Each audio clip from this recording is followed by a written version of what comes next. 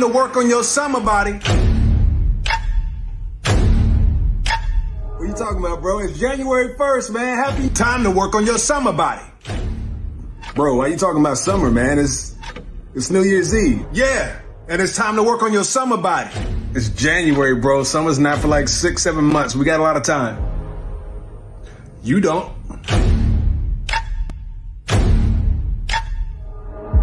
It's January 1st. Yeah, but if it's January, that means it's basically March. And if it's basically March, that means it's pretty much spring. And if it's pretty much spring, oops, too late, summer's here. Time to work on your summer body in 5, 4,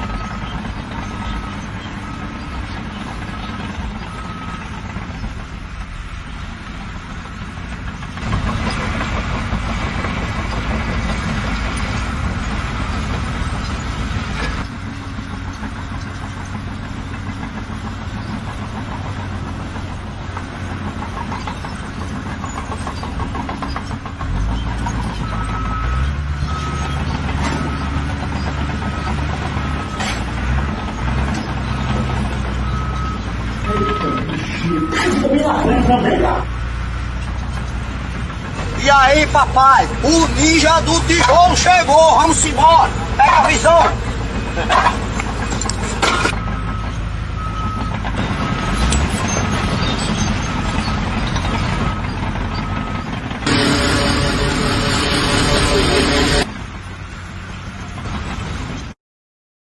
day is cash. Every day.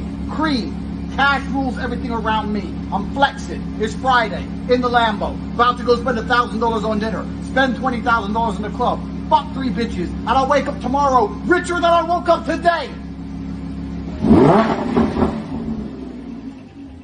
Can't catch me. I'm the fastest thing alive. I was thinking about why so many in the radical left participate in speed running. Huh? The reason is the left's lack of work ethic. What? Go fast rather than do it right, and in a Petersonian sense, Petersonian? to elevate alternative sexual archetypes in the marketplace. Fastest hedgehog. Shadow, what the fuck are you talking about? You're a beta male, Sonic. But when you go all in on something, I would say that does take conviction. Now, your conviction might be How many coming from chairs are you first sitting on principles. right now? One. Are you all in on the chair? The point really is you put on one pair of glasses. You've got one pair of AirPods right now. You're looking at me through one screen. You're using one microphone. That's a one microphone. Like, you trust it? Is that conviction? Seems kind of scary. Why don't you diversify? Why don't you use 10 microphones? The point really is things in your life.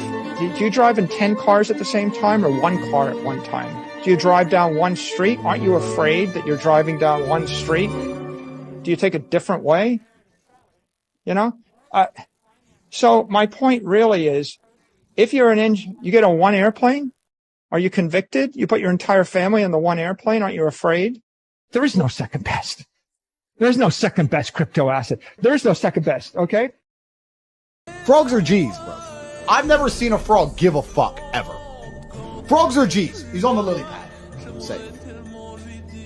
Eats the flies. Everyone No. Flies come to him. He doesn't hunt flies. Gay ones do. Just chilling. Fly, boom, done. Where the gal them? They come, make new frogs. Safe. Lily pad. Chilling. Big boss. Cicero, Godfather. He's sitting there chilling. A frog is the ultimate masculine role model. He's just sitting there just running his business.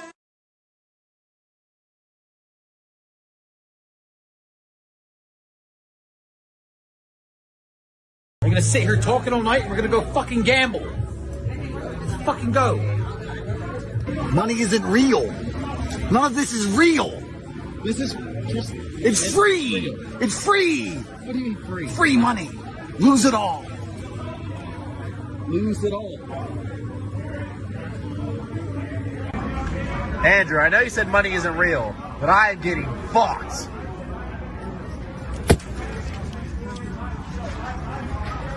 Are you worried about her location, player? You know she with me. Quit bothering us. It's purple. Nobody knows about that fucking degenerate life when you're fucking down 40,000 and you battle the fuck back. You say, you know what? I'm a fucking strong, independent man. And you're not gonna tell me I should go to bed. I'm gonna battle the fuck back. And I'm gonna fucking get my money back. And guess what? I got my motherfucking money back. That's right. Asset. Well, Bitcoin's the best crypto asset. Okay. What's the second best? There is no second best. There's no second best crypto asset. There's a crypto asset. It's called Bitcoin, right? Right? There's no second best. Okay. But take all your money, buy Bitcoin, then take all your time, figure out how to borrow more money to buy more Bitcoin, then take all your time and figure out what you can sell to buy Bitcoin. And if you absolutely love the thing that you don't want to sell it, go mortgage your house and buy Bitcoin with it. And if you've got a business that you love because your family works for the business, it's in your family for 37 years, and you can't bear to sell it, mortgage it, finance it, and convert the proceeds into the hardest money on earth.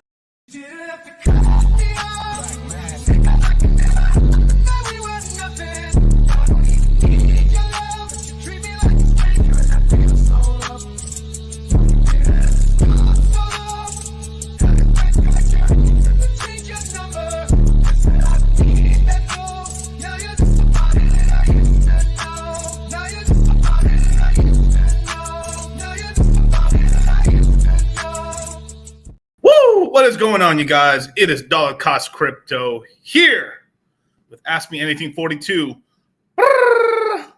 Basic bitches, Taylor Swift. Let's go. Happy New Year, you guys. Happy New Year's. I think honestly, if I'm being for real, I think a lot of us need to hear this one right here again.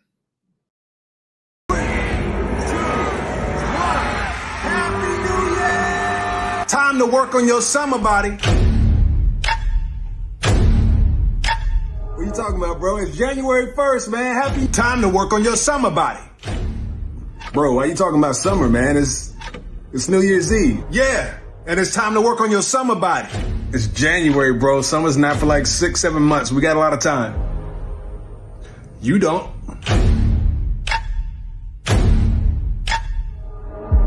It's January 1st.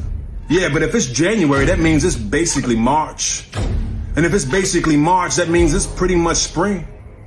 And if it's pretty much spring, oops, too late, summer's here. Time to work on your summer body in 5, 4. What is going on, you guys? Sheesh. Left pec logo. Louis Vuitton Dawn. I guess it's Versace Day today. That's tighter than Versace. That's right, man. There we go, man. Oh, whoops, wrong one. Finished a quick gym session before the live. That's right. What's going on, Maddie? Gee. I think Maddie's having a conference pretty soon. I will be attending, so shout out to the fam. I thought I'd be up at least 5 times on Pulse Chain in 2 years of sacrificing for nothing. You were up, you just didn't sell. It's gonna be back up, I believe, this year. But this is why the stream's called Weeding Out the Week. Things are failing back and forth. You know, speaking of, like, I guess it wouldn't be, I don't know what's going on there, but, you know, it's kind of sad to hear that, like, you know, Steph from the Staker app and Red Button, they decided to close down the Staker app.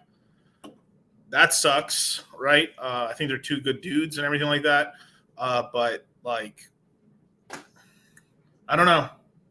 Maybe they made enough money privately that they were just kind of not giving a fuck about it eventually enough, or maybe personal things possibly. But, I mean, I don't know. Who knows, right? Yeah, who knows? But yeah, people's funds are Seifu. They're gonna install like a front end website, and then people can unstake their stakes through there. But yeah, it kind of is what it is, you know. Yeah, the staker story is getting kind of spicy, definitely, man. You know, I mean, this is not a knock on like them. I never recommended it to none of my courses ever. And like, it wasn't because I know Firebun, you know, I like Firebun, I like Steph, but it's just like, I had to use grandpa, you know, it's that whole thing. Like this right here, this baby right here, this is what grandma and grandpa used to stake their hex. And so I just try to keep it as simple as possible. Like KISS, you know, keep it simple, stupid. And, you know, it just kind of is what it is. And like, and on top of that, I knew something else was up as well, because there's people who did tons of referrals for like, hey, use the Staker app and get the referral. And then like, I've heard almost like no one got any money from being a referrer at all. And you know, there were like people tell me silently they were kind of pissed off about that. And, you know, I was like, well, it is what it is. So yeah. And then, yeah, hold your own keys, you know, like the thing is too, like, but like our options are so limited and stuff. Like I've said this already like a million times, but like when I stop traveling, I will have an interview with KG. I've meant to have it like a fucking long time ago. I've just been so damn busy. And, well, you're making excuses like a female, but, you know, from Internet Wallet and stuff like that. But it is tough. Like the one thing, it's really tough to trust wallets. It really, really, really is. And the one reason why like MetaMask is cunty it's getting, why we still use it, is because like that runs like fucking everything. There's billions of dollars moved a day through that. Just billions and billions and billions and billions and billions. Like KG's a good dude, but it's sort of the whole thing. It's moderation, right? Like, yeah, should I put my whole portfolio on the you know, KG's wallet?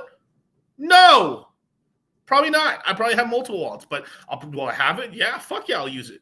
Maybe after a long time and it's like constant improvement, you know, then like, all right. But it's like, I trust very slowly when it comes to new wallets. Very, very, very, very, very, very slowly when it comes to new wallets. The main ecosystem wallet, I mean, like, right, here's some good wallets, though. I mean, they're not perfect, right? But here's a top wallets right now. It's obviously Trezor Model T. Don't use Ledger. It's run by the French. That's all you need to know. The French. We give up. White flag. French government. Then another good wallet is MetaMask, of course, but also being infiltrated by JP Morgan, a lot of the banking infrastructure, and they're starting to implement like really lame laws and tracking and stuff like that. And I don't like that through RPCs. That really sucks, but it is the biggest wallet in crypto, period. I don't care. Like more people use MetaMask than anything else. I don't fuck what you heard. There ain't a single wallet out here that's a real wallet where it's like, even though it's a hot wallet, it's a real wallet that you can hold, that you hold your keys and you're moving stuff around. You can link it to, there's nothing else out there outside of maybe like the Coinbase app. I think there's probably more people with MetaMask than there is Coinbase users, if I'm being really honest here. And there's that. So that's MetaMask, right? So we got Trezor, we got MetaMask, another Coinbase wallet. As long as you don't link it, do not link it to your Coinbase account. Thank me later. But that's a really great mobile wallet. Another great mobile wallet is, I'd say, the Exodus wallet. Exodus wallet is another good mobile wallet. It actually has a pretty good interface for the computer or laptop or whatever you're using. Pretty decent as well. Now, one that's kind of I'm a little on the fence about, but I still like it a little bit, is the Trust wallet.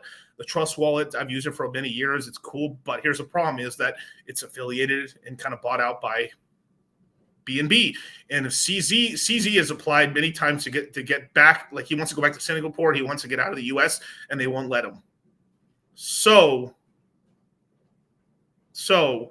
it's the whole thing where like if they fuck up CZ, what's going to happen with Trust Wallet? Do things get free? You know what I'm saying? Like it's made me kind of consider moving some things off of Trust Wallet possibly, and I like Trust Wallet, but just to be careful a little bit, you know.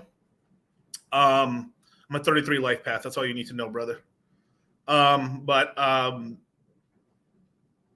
You know, there's that for those wallets. Another wallet that I've been playing around with that I like it and stuff, but I only use it for specific places. It's like there's something that it's like the keep it simple strategies. Like, let me use this for this because it's created for this. Like the Phantom wallet, really good Solana wallet. It's a really good Solana wallet. I'd recommend Phantom for Solana, right? Miguel, do I put all my Ethereum in all my ass? No. The Versace Dawn, the Louis Vuitton Dawn said no. You just like, all right, I'll keep some of my Solana here in the Solana base wallet where I'll do a lot of my DeFi stuff. Cool. And then I'll put my the rest of the Solana bag or whatever in this other cold storage wallet. You know what I mean? I see you, brother. Yeah. Yeah, 33 life path though, for sure, man. I think I was born on the 9th. Yeah, 9th. I think I'm born on the 9th. Yeah, born on the 9th. And so it's sort of like, at least how GG explains it, it's like if your FM radio station's basically your life path number, and then your AM's like the day you're born. So that's why I'm good at crypto. I guess I'm a 9, but like that's also comes in with bullshit.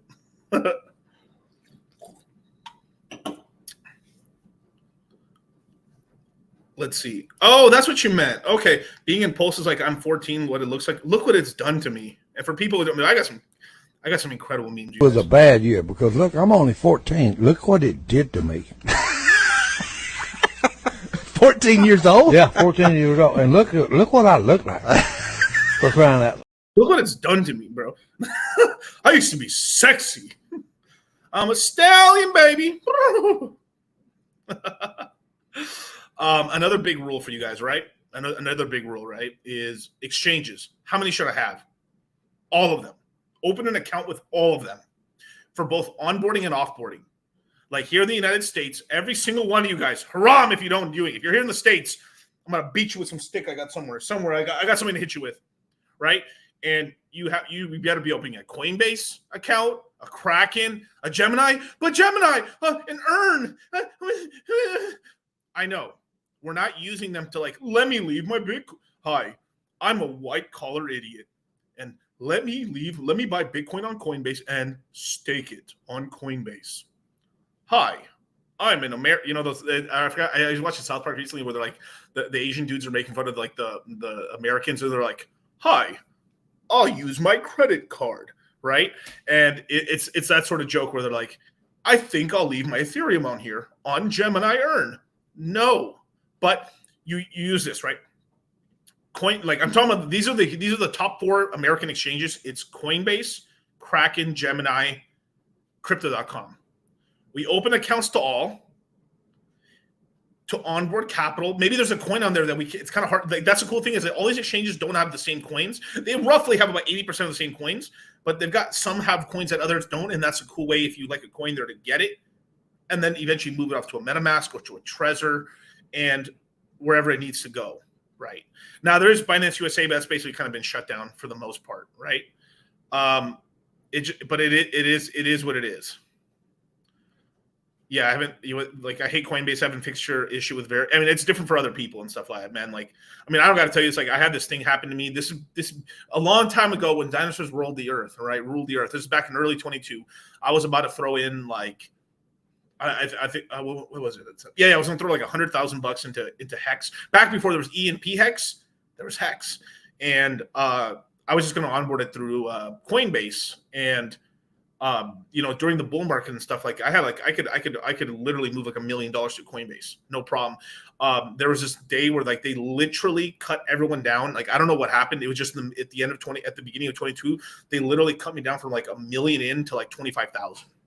So I was gonna throw like $100,000 in there. That move cost me like $1 million because I couldn't get capital. And eventually I got model here, but I missed a bit of a rare. I bought some with what I had on-chain capital, but I wanted to throw more money in, and it fucked me, right? Because speed kills, right? And I think Hex at the time hit 1.6 cents, and then what happened?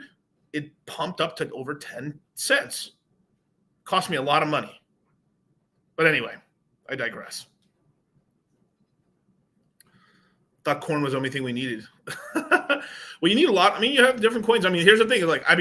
It's kind of funny. I kind of laugh. It's I've been the black sheep of the Hex community for a long time. I'm Hexo Cristo. I'm Hex Jesus. Holy be thy name, right? I literally have it's so crazy. I'm literally looking at 5 pictures. I think 4 or 5 pictures of Jesus Christ right here. I think I have my Jesus Christ action figure still in the box. I've got Jesus Christ handmade on the Final Supper right there. I've got Jesus Christ looking like Obi-Wan Kenobi, looking to the left here. Damn, dude. There's a lot of Jesus Christs in here. But seriously, it's crazy. I also have a Jesus Christ that's going like this and stuff. That's holding up a Death Star. Let me start. Let me see if I can get the. So much shit here, man. I got a full ass Star Destroyer right here. So normally my Jesus figure is holding this Star Destroyer in the air. It's kind of fucking funny. But anyway. Yeah.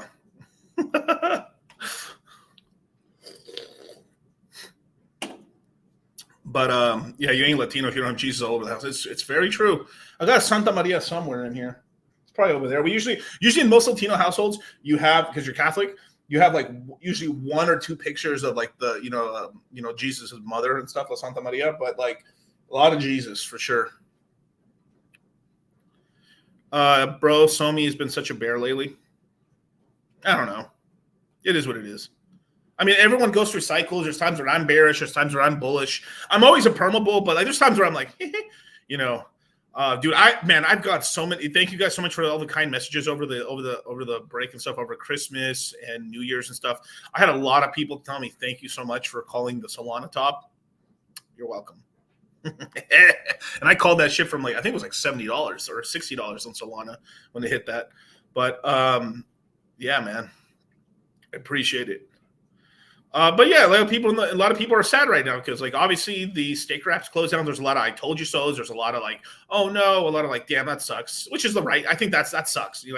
I want but if I were to say to you guys one way they could have saved it is now I don't know what's going on personally, and this is not I've had interviews with both Steph and Firebun. I think I've had 2 interviews with Firebun back in the day. But most of you guys probably don't even know most of you guys don't even know who Firebun is. That's a problem. Is he just disappeared, right? He wanted to be in the background, I guess, or maybe some family stuff was going on. I don't know. But how do I say it?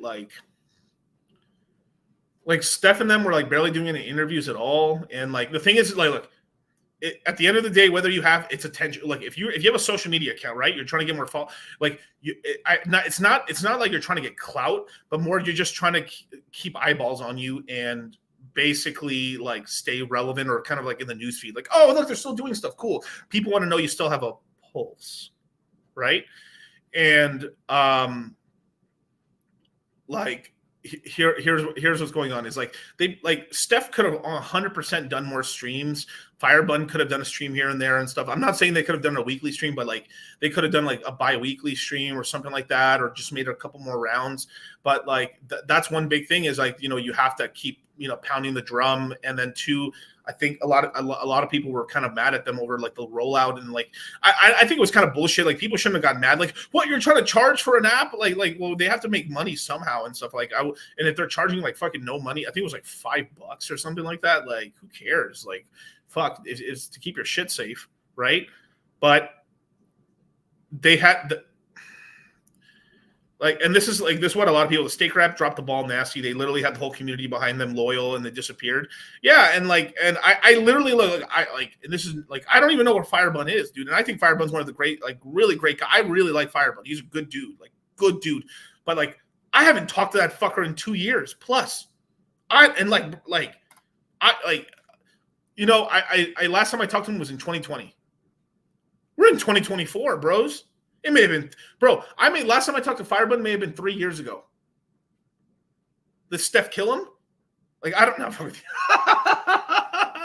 Oh, I better stop, but I'm getting in trouble. Didn't have to cut me off. Think I can never happen, that we were nothing. I don't even need your love. You treat me like a stranger, and I feel so loved. No, you didn't have to stoop so low. Have your friends collect your records and change your number. I guess that I don't need that though. Now you're just somebody that I used to know. Now you're just somebody that I used to know. Now you're just somebody that I used to know.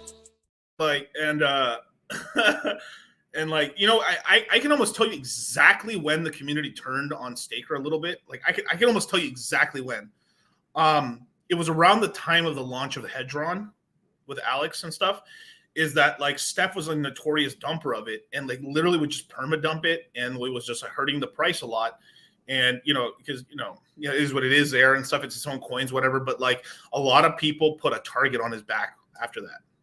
I'm just being for this is like sauce right here, like for real. Like that's when I heard people being kind of pissy about him. I just stayed out of all the drama, but like I knew that's when he had a target on his back because he pissed a lot of people off with the Hedron stuff.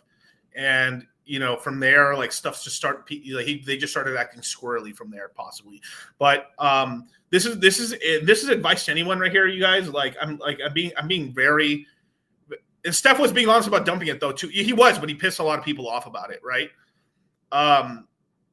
Yeah, like Steph trashing Hedron was a huge mistake. I got upset too, but I dumped it to them. God damn it! Well, I'm gonna stop putting your fucking message up now. Oh, dude, isn't it awesome being on Drama Island, you guys? Like, we gotta weed out the weak. And like, bros, like, trust me, like Steph and Firebun have plenty of hex and pulsion and stuff. They're fine, dude. They're gonna be okay. But maybe it was a time commitment issue, possibly, or they're just aren't seeing the ROI. But like, who knows, man? But I do still think they're good dudes. Like, I really do. But it's just it's just like a sad sort of state of affairs. And then two, like you have other people in the background in the community that are like just waiting on the downfall. Like, dude, if I for some reason ever like I'm leaving Hex and this, I always knew it about that piece of shit Mexican. I knew it. These beaners need to be fucking evicted from the country of Mexico. What did I say? What did I, no. And then the reason I don't get shit on sometimes is because I predate all these motherfuckers, like all of them, like 99.9999 German fucking Nazi 9. Predate all these fucking faggots. On God. I was here since before the jump. Like I was here like straight chat 2017. That's how OG I am. Like talking to Richard in the chats and stuff before fucking even Hex was even a thought. Like before Hex, before like when it was Bitcoin Hex, before that when it was the CRD token or whatever. Like And then that's the funny thing, and that's actually something that some people came to me privately. Like this is like, what was it? In 2021 and 2022, that people came private to me and said like, "Oh yeah, dude, there's people hella hating on you privately and stuff like that, but they can't say shit." Well, yeah, because they're fucking losers. You know, like on gang, bro. They can't say shit. I've been here longer than them. I got more money than them. You know, and you know, like, and then too, like they were like. This is the whole thing too. Is like there's a lot, and then and this isn't to hate or nothing like that, but like you have to kind of treat some of this stuff like a business. Like it's sort of this fucked up shit where like decentralized, autonomous. Yeah, but you basically have to run it like a business. You can still kind of like have a day off here and there and stuff like that. But you got to run it like a business. Be like there's no expectations of the work of others. Yeah, but no. But yeah, but no. You know.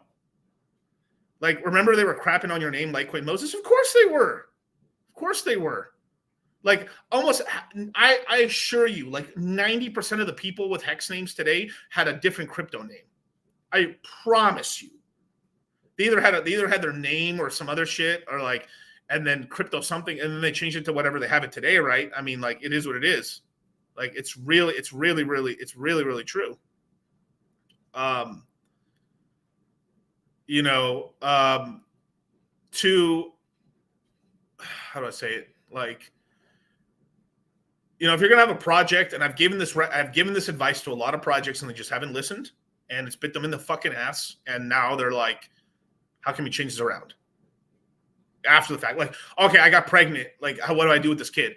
Well, first, I told you not to get pregnant, bitch, and you got pregnant, and now you're single mommy. So we got to deal with that situation, right? But you know, it's like, you know, it's not that hard too. Like when you're a token founder, if you're a token founder, you don't got to do a stream every fucking day or every week, but like, yeah, I mean, I think twice a month is a minimum, you guys. Like, I'm being for real, sir. Versace Don going crazy, man. Yes, sir. You know what the really annoying thing about Versace shirts? I'm gonna be really honest with you. This is like so lame about Versace. If you guys ever buy Versace shirts, always get them a size bigger than you think you need. Like, oh, it's a perfect size. Buy a bigger size, because you don't wash these shirts. You fucking dry clean them, and they still shrink when they dry clean. On God, bro, I'm telling you, bros. Like, bro, your language. The kids around. Well, DCC is good for the children, but yeah, and then too, like another reason too, like because Hex used to be more maximalist. You think it's still pretty maximalistic now, but since Richard, you know, Richard's kind of back, but not quasi back, because he's not quasi back 100%. It starts sad because they want like him on streams all the time and shit. But like he's basically, I mean, if you look at it, I mean, like that last stream Richard did was like old school Richard. Like that was a normal stream for Richard. Like talks about Hex, pulse chain a bit, boom, boom, what's on the market, shits on a couple guys, goes on this tangent about security, then says like, oh my God, I probably get so much more views if I fucking did keyboard reviews, which is probably true. And then that's it. He said what days it is. He talked about the current price. They're like, oh my God, Richard isn't dead. He talked about the price that's today. Oh my God. And then that's it. You know, and yeah, it just sucks, you know, like, but that's what he did, you know, and then people are like, whoa, like, and he is back, bro. I mean, he's basically back and he's doing streams again. I mean, that was a fucking great, that was the first real stream in a minute, you guys. Everyone's just hating on our age. They're just, now everyone's like, like they're now waiting on the SEC stuff. Cool, whatever. Like, here's the thing. The risk to reward ratio. You buy some now. If all the cases and all this stuff goes bad, you lost. But you win big. Now, if you wait to buy after the case is resolved, then the prices shoot up. You win less big because the price, like, it's directional. So it's like once, like, oh my God, he wins. Oh my God, all the good news happens. You wait. It's like waiting. It's like this. You're waiting for the Bitcoin to reach its all-time high. Then you get in. You'll still make money,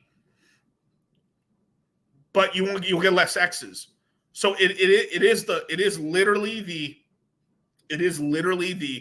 risk to reward ratio. And like, so I've thrown capital. I mean, I just recently bought a ton more pulse chain. I mean, a decent amount of pulse chain, like a decent decent. And like like Jonathan right here says, like, all right, Richard called out Gary in the SEC, even talked about Solana being no security. Bro, if you actually looked at what's a security, Cardano, Ethereum, everything's a fucking security in the eyes of the law, but the law needs to be changed. It's bullshit. It kills and stifles innovation. Why is Solana the only blockchain, the US-based blockchain at all? Why is Solana the only one? Because the VCs in San Francisco and the all in guys from the podcast and stuff, right? It was all VCs and stuff, and like all the guys who got in early on Solana were like just dudes from San Francisco. A bunch of these fucking like fairies. They're all just playing poker against each other, fucking butt fucking each other, and then on stream laughing about dumping on everyone's fucking heads. Like, you can go look it up. Like, look it up. Like when Solana hit its from when they bought it for pennies and it went to like 100, I think it was $150 or so. When it went to that crazy ass price, they were on stream laughing about, and then that's not even all the other boardrooms are like, like this is factual. Go look it up. And you can imagine what the rest of the Solana VCs and founders and people were doing. Now there was a couple of there's real true believers, and there's real like the main guy running Solana does believe in it and stuff. So I'm not shitting on him for that, but that's what's going on, right? And let me tell you this: like, you want to get into projects where you can get in early, right? But you are risking. It's risk. Like, people ask me all the time, like, where can I get like, if I want 100 banger? And so, well, you're not going to get 100 banger without risking. But here's the problem: it's all about how much you're willing to put in, right? If you put 100% of your whole entire net worth into one coin and it does 100x, you win gangbusters. You killed it, bro. But the likely chance that you're wrong, it's so many stuff. Have you been here multiple cycles? No. Is your first cycle? Yeah. Do you think this one maybe? And then the chances are pretty high that you're wrong. And then you lose big, like it's so you have to put things like you do a 1%, 5% position. Like, maybe you put 1% of the portfolio in this coin, and then you're like, wow, over time you DC a little bit more, and then you're like, oh, okay, I'm starting to see a lot more as I'm doing more and more research. And then, because sometimes I put money into coins where, like, all right, I've researched enough, a little bit into it now, I put some money into it, cool. And then as I do more research, start learning more about the community, does it have a community and all this stuff, then I really start putting more and more money. But I make sure to let me put like a scratcher bet worth of money. It was 2x scratcher bet money, boom, in this thing. And that way I got some bag at this super low price. And then as time goes on, I'm like, okay, now I can put a bigger bag because I got resolve over it, right? But yeah, welcome Pablo Escobar, for sure. It's just, that's what's going on there. So like you get multiple, you have to take chances on projects and L1s and stuff. And then this is kind of like, this is stuff that I've been saying for fucking ever. And like now, like a lot of Hexicans are barely realizing it now. It's kind of, to me, it's fucking hilarious because I've been here the whole time. Like, I literally might be the most Richard Hart has followed me and unfollowed me so many fucking times. It's fucking funny as fuck. It's so hilarious. It's so hilarious. Like, I may have the record for the most follows and unfollows. But it's funny, right? Like, all these look, don't throw stones in a glass house. But I've been about these having multi-coin portfolio for a long time now, since 2017. Was in Hex. Was Hex my main? Yes, it was. Did I have other coins? Fuck yes, I did. Did I make money on those other coins? Hell yeah, I did. Am I mad that I did that? Hell no. Hell fucking no, I'm not.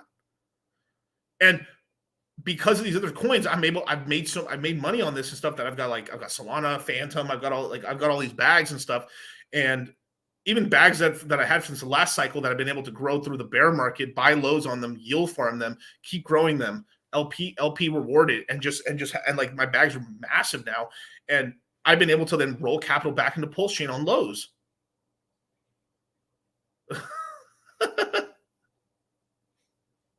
Yeah. Well, I remember when Richard said that he was annoyed at following and unfollowing you. Yeah. It's and I mean, even on the first interview I did with Richard, like he literally fucking lambasted me for like 10-15 minutes about Litecoin. I was like, motherfucker, like what are you doing?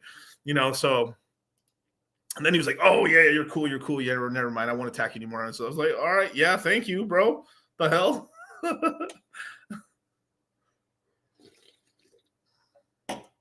And this is true. Like, you've actually made money on like other streamers. You speak from experience, yeah. And I'm not talking about a quick flip. I'm talking about like you buy into here and then you're actually making a ton of gains. Because the other thing, unless you're in a really good, like, look, I'm gonna tell you this for real.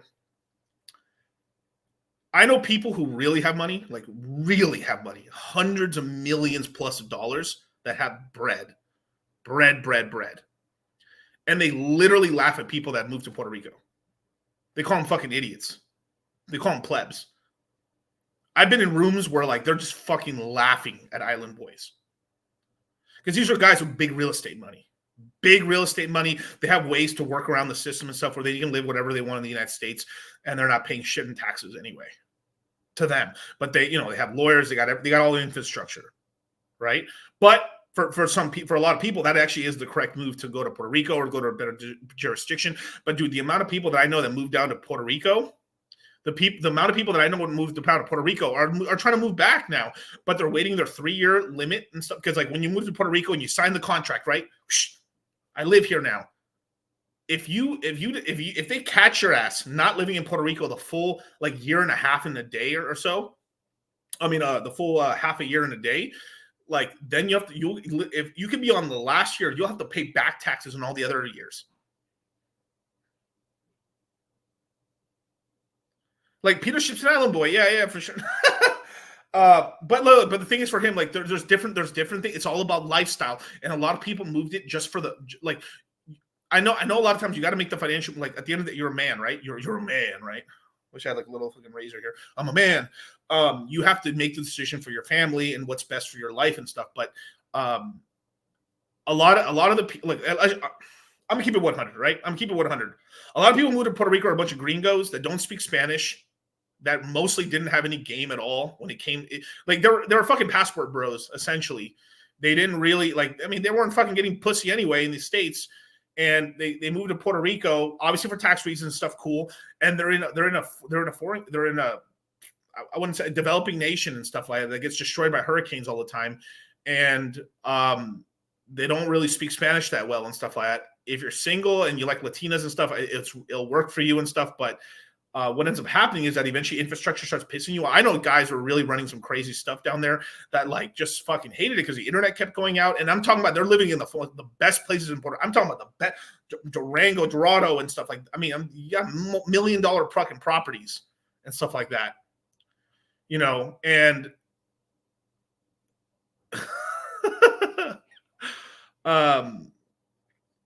you know. It's just that sort of thing with when it comes to that. So like you have to spend some time down, and then too, like you get tired. Like fuck, I get tired of so many other places, and like most places are boring as hell, dude. And then you gotta the other thing too, right? You have a family, right? If you have a family, right? Because I don't think I'll get a lot of flack for saying this shit because I've actually talked and met with like Crypto Crow. He's probably one of the first shout out to Crypto Crow, great YouTuber. Go subscribe to him.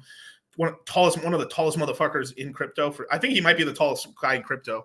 So he's almost like, I think he might be 7 foot, literally. But he was one of the first around the time. He was like, I think a little bit after Peter Schiff. He was one of the first YouTubers.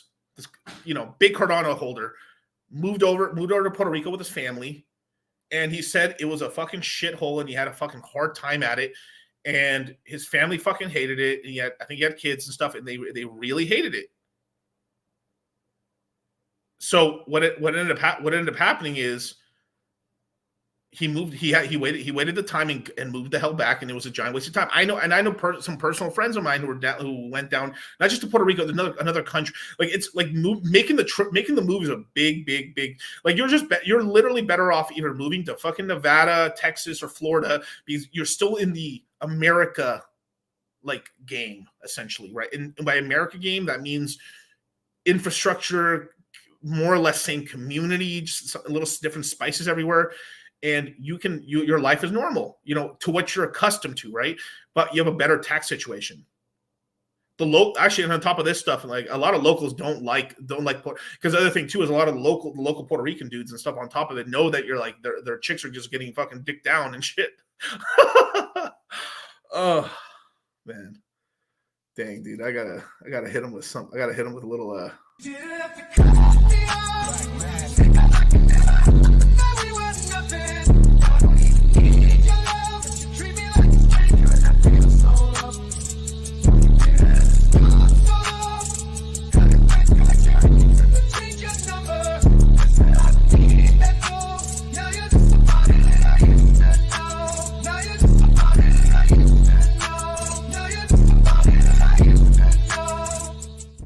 Wow, my boy Art's got another point right here. And this isn't a shit on Puerto Rico thing, but this is a very specific one because it's got the Hexicans, and I've just seen it all already, right? And I know it, right? And I've seen people like Randy Hilarski go to different countries and live a great life, wonderful, but because him and his wife are on the same page, right? And beautiful, intelligent person, intelligent, smart, handsome dude like Randy. Great child situation, the man's killing it, right? But some people just don't got it like that, or they're don't got like the maybe the reins over the wife enough, or whatever the hell it is, but enough to like get them to go over there because they have to. But it becomes a draining sort of thing, and you have to really think about it before you do it. Another thing, right? When you're down there in Puerto Rico and stuff like that, it's a fucking island. It takes forever to do everything. It's just so like, man, dude, people are like, carte blanche, right? Like, I'm Hispanic, I'm a Latino, Mexican here, and I can tell you, man, god damn, they're lazy motherfuckers down in Puerto Rico. Straight up. Lazy motherfuckers. Oh my, to get anything fucking done in Puerto Rico takes fucking forever. They got holidays for fucking everything. They don't show up to fucking work. And like, dude, they don't do shit. It's like they hate money, bro. They fucking hate money. They hate working. They hate doing anything, dude. It's like, I wish I could fucking inject all of them with caffeine in their fucking veins, dude. It's like, but like, this is also the bad thing about it. It gets you to island time, island culture, right? That's the part that fucks. That's like, I'm Puerto Rican. Like Ronald Perez, like, tell him, bro. You know what I'm talking about, because dude. I'm telling you, dude. Like, and here's the other thing too. I met a lot of really high functioning Mexicans that went down to Puerto Rico that got lazy as fuck down there, because all they're like, and like, I'm literally saying great things, because they're over there like, their eyes not on the ball. They're over there fucking surfing all fucking day, doing nothing. They're just fucking couch surfing, going from friend's house, having a party, going to clubs and you can do all this stuff here in the state, but like, it's something about like, it's the culture, right? And there's certain places where you go to a place, it's like everyone's a fucking workaholic. You go to Japan, you're working. I mean, like, literally ask Charlie about this and stuff. They're workaholics. You go to Japan, you'll just start becoming a workaholic. Right. Well, imagine it's the culture, right? I mean, I forgot the guy's name and stuff, like Sal or whatever his name is. He talked a lot about this, that like, it's not about race, it's about culture. And you could have I think, what was he saying? Oh my God. I think he was saying about like, there's ghetto South culture that's really bad for you and stuff. And like, it leads you down a bad way, where like, there's people from like Ethiopia or certain African countries and stuff where they have a way better culture and they're super successful. A lot of it's about culture. It's a great place of vacation, retire, but you're retiring. Right. But if you're like, I've just seen so many people that are like, they literally stream less. They literally stream less. They're working less. And then two, they don't talk about like, you're down there stealing money, but then you're partying more and you're burning capital. And then, whatever. It is what it is, man. I'm an island boy.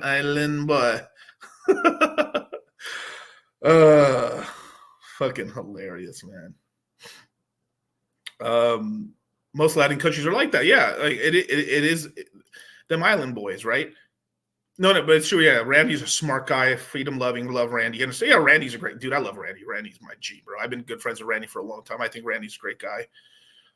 Where should I stake my dot? Staker app. I mean, Staker app. Oh, too soon. No, sorry. Oh my God! That was on instinct. I'm sorry, brother. The fearless wallet. Fuck me, dude. That caught me so off guard saying that shit. Sorry. So, Fearless wallet. The reason I recommend the Fearless wallet is because you're literally staking it yourself versus I wouldn't even do it on Kraken. Kraken, you could stake it on Kraken app, but like we're playing the same shit. Why are we trusting our cryptos to a third party? Stake it yourself, do it yourself. Or if not, then don't stake it at all. Like 15 to 20% yield is pretty good, right?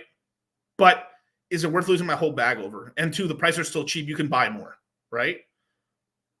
I have all my Kusama staked, the KSM on the Staker app. I've been earning like 23, 24% repothecating yield for like 3 years now. So literally I would do it on the Fearless. It's there. You can stake you can set your stuff. I think I've got the limit of it. I think it may be like 500 DOT or maybe a little bit less than that. I have to double check it and stuff, but that's kind of what I would do, man. Oh my god, that's so funny. Ruben, Ruben. First time live. How can I make a super chat? I should be on the right hand corner. You have to have. I think you have to have your account set up for it and stuff, brother. But if you can't super chat, brother, just put one down. I'll read yours especially, just because that's your first time here, brother. Thank you, brother. I should do a whole stream where I'm doing like Macho Man Randy Savage voice and like Hulk Hogan. That'd be really funny. Maybe more people would listen. I'm friends with Big Boy of Strength Cartel. He's Mexican as well. He's built an amazing company. Oh, that's cool. Shout out to them, dude. But sometimes it works. I mean, like literally, it works for you. Like, I mean, it's just easier. Look, if I moved down to Puerto Rico, right, I'd have a much easier time assimilating that because I can literally speak Spanish, and I'm Hispanic and everything like that. But at the same time, too, like I know I'd probably if I had been in Puerto Rico, I probably would have streamed 40% less, probably. So it's that sort of the thing too. Like I will find like I even me traveling, right? I'm traveling trying to get like you really like travel. It sucks to stream traveling. It really does, man. Like this is why I don't like to like I like to stay in a spot for a while and then move and stuff, and stay in the spot for a while and move and stuff because like it's tough. But like I got a lot of respect for guys who are able to do work like there's a lot of these guys who do what are they called like. They're able to do a lot of internet work, like traveling and stuff like that. I've got digital nomads and stuff, but a lot of them are mostly doing kind of like ClickFunnels, sort of targeted ad stuff, or they're doing like stuff where they're not really showing their face. There are quite a lot of bloggers and stuff, but I don't really see a lot of live streamers out there. But I could be wrong.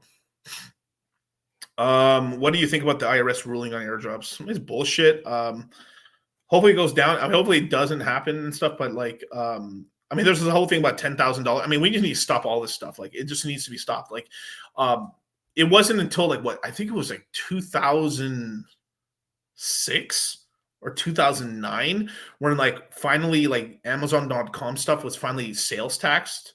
Like, so there's got to be when you got a new industry in your country, right? You don't over-regulate it and stuff like you put a couple things there down, cool, but then from there you put sort of things to help it out to grow, and then once it gets to a certain size, then you put a couple things in place to make it fair compared to other industries, right? So they help the internet industry and all this like online retailers were helped out a lot, and there's a lot of stuff that was, they turned a blind eye to, and now it's at where it's at. It's massive, and it is what it is. It did cost Main Street a lot, but yeah. Thomas Anderson, weird that ICP only pumps when everything else is red. Well, I ain't playing with ICP. I feel like there's some bullshit with that. I mean, yeah. Let's keep looking. The other 60% clapping. Yeah. You're gonna end up getting caught up and fucking impregnating somebody down there. Oh man, that's so funny. Let's see. Okay, cool. Let me see if any super chats that I missed. Okay, JJ Beats, what's the next update and important dates with the Richard Hart case? I think it was the 8th or the 10th. There's supposed to be a little bit more information on the case. Outside of that, it's really up in the air. I haven't heard any other dates, really, but, I mean, it's supposed to be January 8th or 10th. So it's right around – literally, I think it's on the 8th, literally, which is funny. So we're going to find out pretty soon. So also around the time we're going to get the Bitcoin, these Bitcoin ETFs supposedly, but they're probably going to be cash on cash. Okay, cool. Caught up. Cool. Yeah. Uh, yeah, I'm from the island of Portugal. It's the most beautiful place yet visit, man. People don't do shit. Yeah, and this is why a lot of people too, like a lot of people around the world and stuff travel to these bigger cities or some of these main cities where it's a lot more faster, life's faster. Like literally, like if like it shocks me. Like so, I'm back here in Cali for a bit, right? And dude, when you live in Vegas, man, we are zooming it. I mean, like it's like on the highway, everyone does 90 to 100 on the highway. Police officers, everyone's driving like 90 miles an hour, straight up. Right? You go here to Cali or you go to other cities, and it's like so slow, dude. I mean, but it's just because it's like it's a fast life. The same thing with Miami. Sort of you should see if you have a red pill lens and stuff, you should see you've been to Miami, you've been to Brickell, like Brickell compared like it's so funny, like certain Brickell, like the sexual competition between women is like insane there at Brickell and stuff because it's expensive as fuck to live there. It's the happening place. There's a bunch of YouTubers. Everyone wants to try to get famous, and so all the chicks or whoever the hell, like there's like everyone's trying to stay in shape, right? But yeah, let's see. What do you think about Fed hikes this year? Maybe no hikes. They're going to cut. They're going to have to cut. Right now, the debt, what they're paying in interest right now. So the Treasury and the Treasury and the Ched Fair, the head of the Treasury and the head of the Federal Reserve have like lunch every single week, and it's gotten to a point where it's unsustainable. We're currently right now at 5.5% on the interest rates. The United States government is paying half of what they collect in taxes to interest payments, not principal. So. Dude, I've been so damn right about these interest rates, dude. It's crazy. It's prophetic, bros. Like, dude, I literally, like, I'm like Richard Hart. I called the fucking interest rate highs or like low, but like, it's like I was. How long have I been saying this? I've been saying that we're probably gonna get cuts in the second quarter. What's happening? Second quarter cuts. But Miguel, that's not happening. No. Bro, I told so many real estate dudes, like big real estate people too. And like, I had like a couple of them, and I laughed in my face, but they're like, all right, boys, and now, it's purple. This world, I mean, it's tough. It's tough right now, like it's tough when, you're you're player one and everyone's player two, But it's basically interest rates are going to go down about 100 to 125 basis points this year. Then we are going to go down another 100 basis points at least in 2025, and then another 100 by 2026. But by 2026, we should be like at 2.9%, maybe a little lower. That could change. Obviously, I'll change projections as time comes, but that's the plan. We're going down, and the only there's no reason for them to go up. There literally isn't. If inflation would have to spike up, and we'd have to have a booming it's real estate's on the shitter, right? So it's like it's not going to happen. So what's going to happen right now is that they're probably going to lower interest rates because we need to they need to be able to lower, because these interest payments are fucking literally gutting the United States government. So this is also another reason why they're trying to tax you more as well. Yeah. Wow. Amazon charging sales tax wasn't until April 1st, 2017. I think it was 10, but like they started it in certain states back in 2006, but like it wasn't enforced everywhere. But yeah. GG said that in 2024, it's going to be hectic. First week in Japan, rumbling, Cali getting bashed by waves. Yeah, it's all kinds of crazy stuff. It's going to be a big year. It's like so if in terms of what GG's saying, like it's a big karmic year. It's a big money karmic year. So if you're a fucking piece of shit, you're going to get, some stuff's going to happen, right? Big dragon year. This and here's the big thing is that, if you believe in this stuff, if you don't, but I listen to it just because I feel it does have a little something. It's sort of like the way I look at it is like if you're on the table, if you're on the roulette table, like knowing some of this stuff is like an extra 5% in your favor. And over a bunch of long rolls, you end up winning. So that's the way I think about it. And then two, the people who really believe it's a bunch of I'll say in my opinion, it's a bunch of really poor people trying to come up, and then it's millionaires and billionaires really believing in this stuff. In the background, they're not telling that because they don't want to look ridiculous, but they're like, well, okay, and they think about it and they use it, I'm being very honest about that. So, yeah. I mean, it's just whatever you want to call it. At those levels, people get really. It's they either do go into like they're really religious about stuff, or they're spiritual, or they're just trying to get they're just trying to like put luck in their favor, right?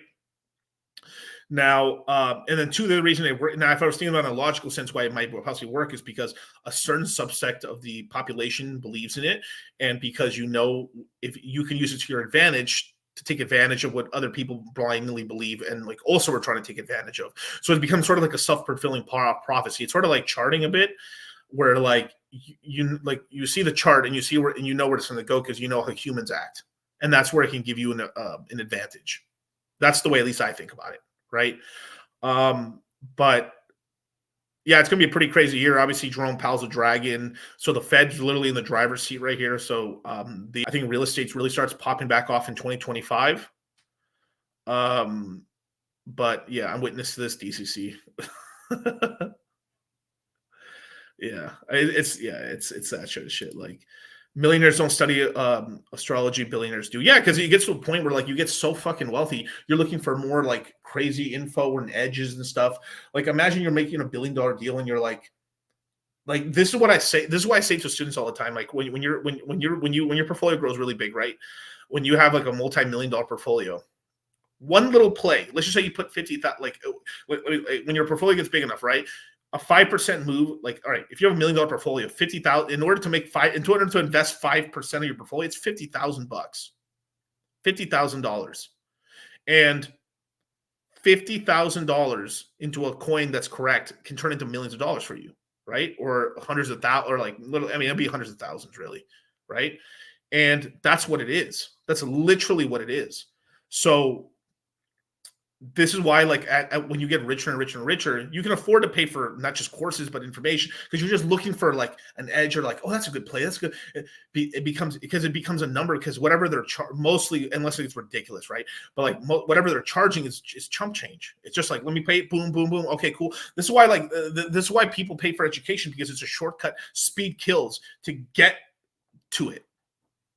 Right. And true, like, yeah, like Karn said, like people look for anything they feel like they're in control a little bit. And it's true, because these are big stressful decisions, like leverage, right? I mean, as you get more and more important, more and more of this, more people are following you, every little decision has more consequences and has more positive effects and negative effects, right? You're horribly wrong. You fuck over a lot of people, and you're trying not to be wrong. Like, that's why I try to put as much thought. Even though I joke around, I do try to put a lot of thought into what I say sometimes and stuff. Obviously, you can get a little nip slip and stuff and say something dumb, but you do it like within, like, you do it because like with a you didn't mean it that way, right? But yeah, for sure, brother, for sure. I think crypto's gonna do pretty decent, but we're gonna have to see. We're gonna have to see. We can get thrown a curveball. Like maybe like the back half does shitty, and then 25 is like gangster as fuck, or like maybe 24 goes completely shitty, and then we just go boom. Like, what would be really funny? I thought I sort of dreamt this, that 24 goes crazy, and then we get some legislation crap in 25, and then we just go sideways for all of 25, and then in 26 we actually have the bull top, and I'd be like, what the fuck, It is what it is.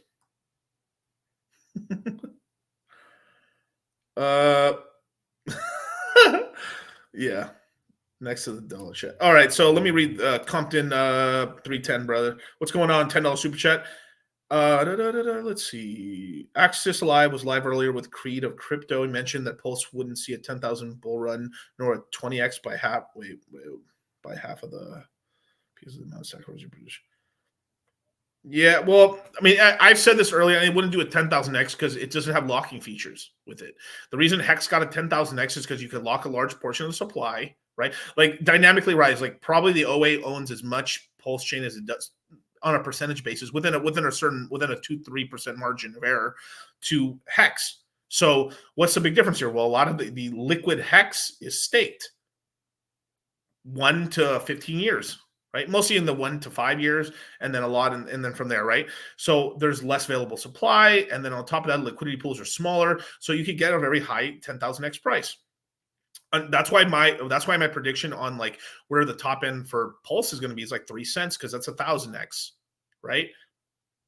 So that's the way I looked at it personally. Two, you also have a little more of a FOMO effect because more people kind of understand. Oh, it's an L1.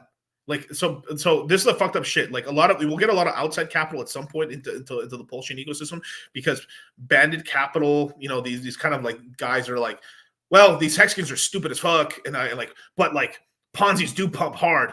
All right, I'll buy some, and they'll just buy some as a hedge.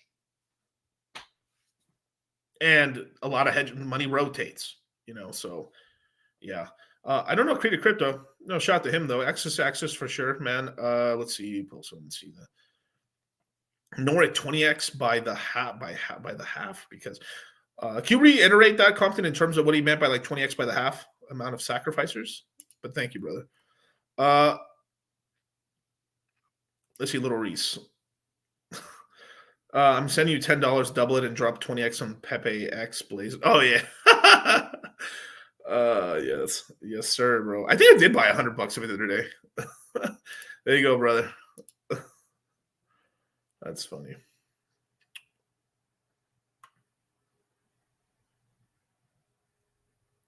All right. So since you're the first time chat, I'll read this one out for you, brother.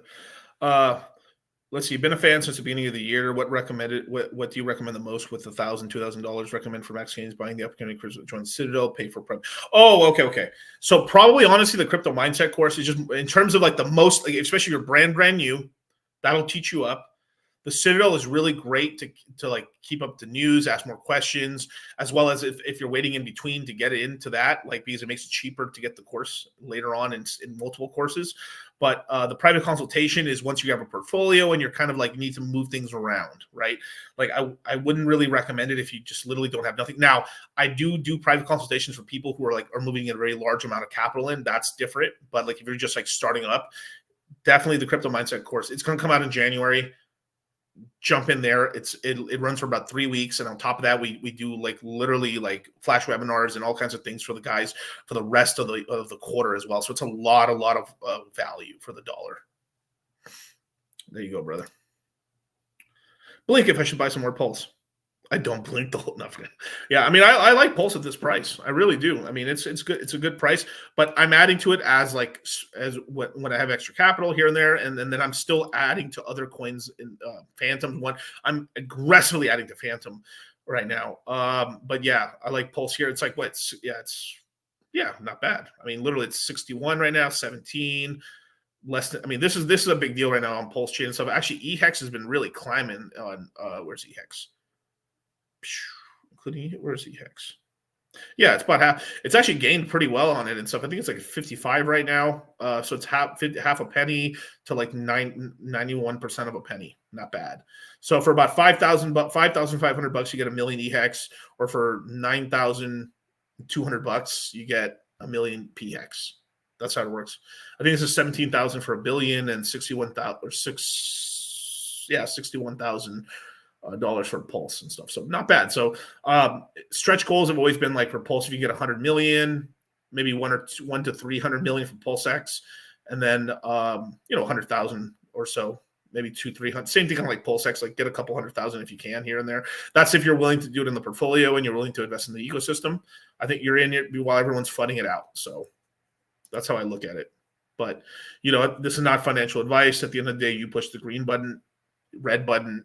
You have to be a grown up about your decision, right?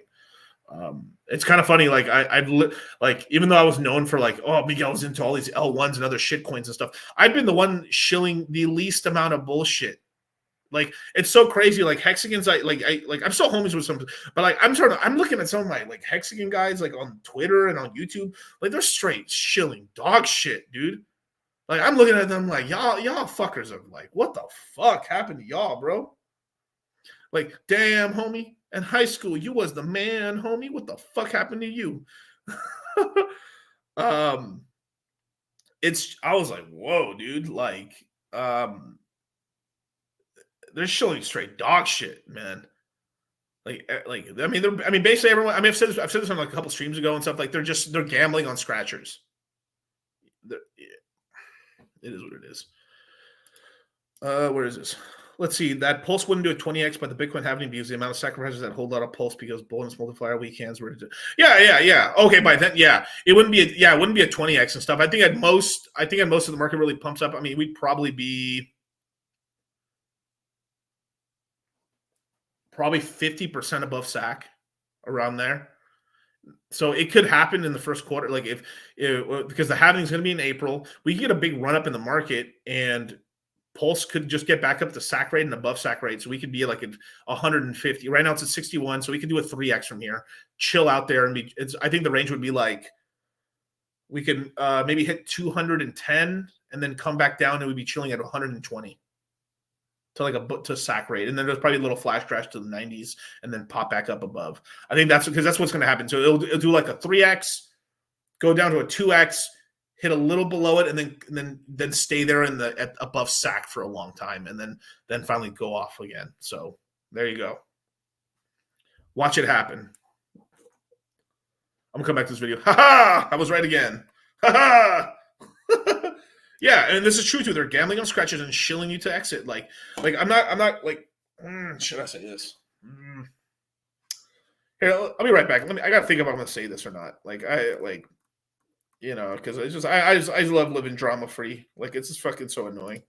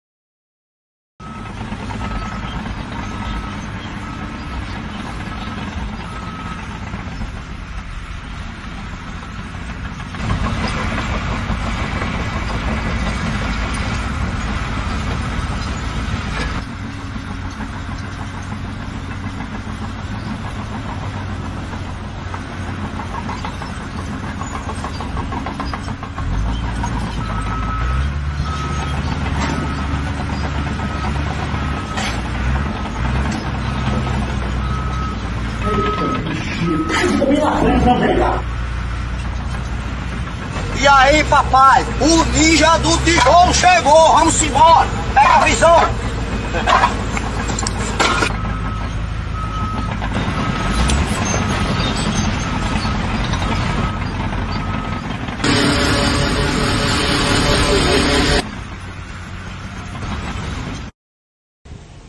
I live in a town where there's like no emo girls and no scene girls, and it sucks. There's all these basic bitches who listen to Taylor Swift. Ew, Taylor Swift is disgusting. I'm just really pissed. I'm just really pissed right now. There's no scene girls. No.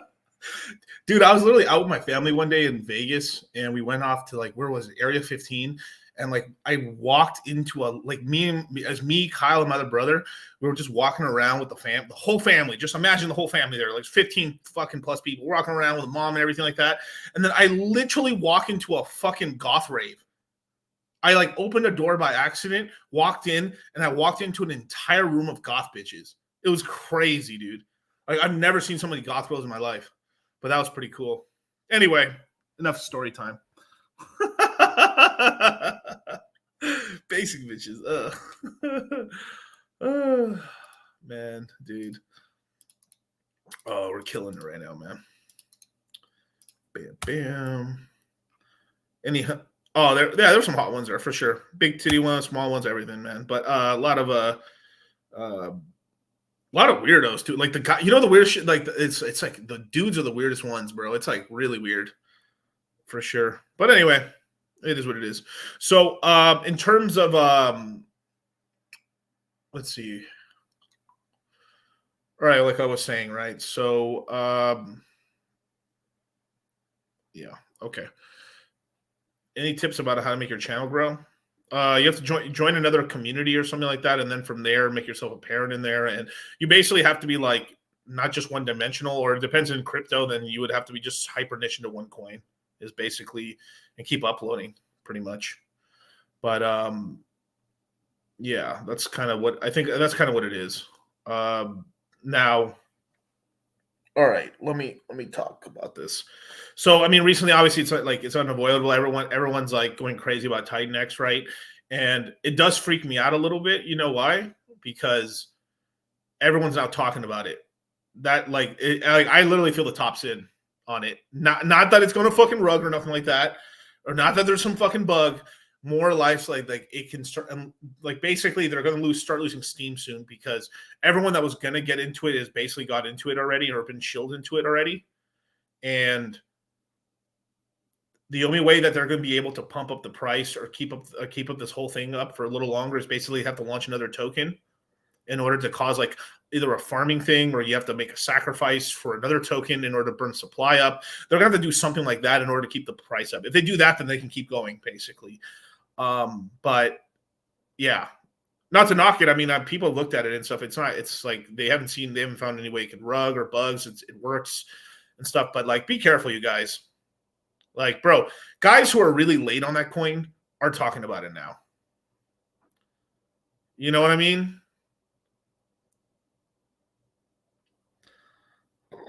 I don't want to say any more than that, man. But like, I wish everyone luck. I really want everyone. I hope I'm very like. I actually don't think it's done. Like it's gonna like if the bull market. It's still really early in the bull market. Later on, it could do really well, but it's probably gonna chill out at some point, and it's probably pretty soon, if I had to say.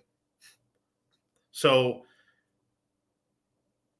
I'm just saying, basically. That's kind of how I feel about it. Now, there is something like people keep asking. They keep asking about Teddy Bear, right?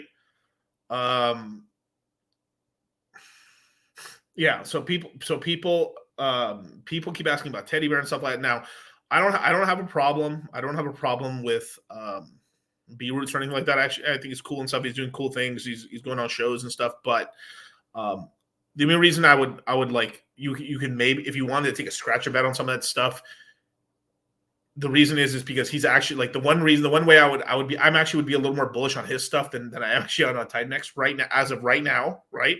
Is because if I were just looking at like, okay, Ponzi 1, Ponzi 2, the only reason Ponzi 2 right here, like some of the coins that he's talking about right now, is because he's actually bringing new outside money into the space. Like he was going on Banford, he's going to these other shows, and he's actually bringing people from the outside, versus like a lot of the Hexicans, they're just trying to shill to other Hexicans, and there's only a certain amount of capital there. Yeah, and to each their own. I mean, hey, really, I fucking want the Titan X guys, I want the Teddy Bear guys, I want all these youths to win. But like at the end of the day, right? At the end of the day, they're all fucking around in the pulse chain ecosystem. So if the pulse chain ecosystem isn't doing good, then that's what it is, right? And this is kind of what Richard predicted too, that, I mean, people are just trading in their pulse chain and their pulse X and their hex for shit coins. And the founders of these coins are just raking it in, fucking getting all the fucking pulse and all the other coins or USDC or Ethereum from them, you know? But it just is what it is, you know? Yeah. Let's see what else we got here. Okay, cool. But yeah, I mean, there's the thing is like the thing is like why I am buying some coins here in the pulse chain. I'm buying the mains. I'm buying a couple things here and there, but like I'm concentrating on a lot of L1s and a lot of other ecosystems there is because they're more easily bought, right? So like, why was I buying Solana at $18? Why was I buying Phantom at 18 cents? Why were we buying AVAX at $9? Because you can buy it on every fucking exchange. They've had a track record since last cycle. Is willing to make a shot on them. They came back a lot. Like, dude, like booze up like stupid. I mean, it's just like So like it's just more like, all right, I'm gonna stick to like easier low hanging fruit plays that I can make a lot of X's on and make some cool money on that, and then rotate into newer projects as the market gets really hot. Because when the market gets really hot, I mean, there's gonna be tons of projects that do tons of gains. It just makes sure securing your gains and your X's now, because like the really good coins are gonna get expensive, and then that's when capital really rotates into more expensive shit. Yeah. Oh my God, you guys are talking about crypto. Get a job, man. Oh, bro, get a job yourself, dude. Oh my God, that's so funny. Get a job, man. That sounds like somebody who's broke. Yeah, there's many cryptos you can make money, like Cardano, the Graft, and people are getting way too degen. And that's what I'm talking about. Is that you're speculating in micro caps, and at best the micro caps can get like to like a certain little market cap, but like there's plays you can make for sure money, and the normies are going to be able to buy them in. There's not exit liquidity, but there's fucking money to come in, and then because like you have to look at where all the big capital is going to come in. It's like once Bitcoin crosses a certain level, what are these guys going to be buying? Which like L1s are speculating now. Guys are like, okay, I need to buy into this L1, that's this one, or this L2 now. There's shit to make money on. There's a lot of money to make money on, and the thing is these coins are so small that you damn near know who the fucking creator of the coin is, damn near, on some of these micro ones, and you're not part of that club, so you're fucking extra liquid. I mean, the thing is, you're like, so I'm just gonna buy a bag. Like it is that whole sort of thing where you're buying someone's bag, right? Of course, right? But like it does come to the point too where like I've had projects come with me, and I'm like, I'm not gonna let you use my people as fucking extra liquidity. Fuck off, dude. Like that's a big the big thing that I really watch out for is I really don't want my guy. Now, if we're trying to make like a risky play or something, like, all right, sure, fine, whatever, right? If some people wanted to, like, if they were going to sack anyway, all right, then sack, right? But you got to watch out for people, man. And the thing is, you stack the mains, and then later on we can make some degen plays. Little Reese. Could electrical construction 2 years ago been full degen into crypto and developing ever since? Hey, that's good money, bro. I mean, hey, go for it, man. You can do.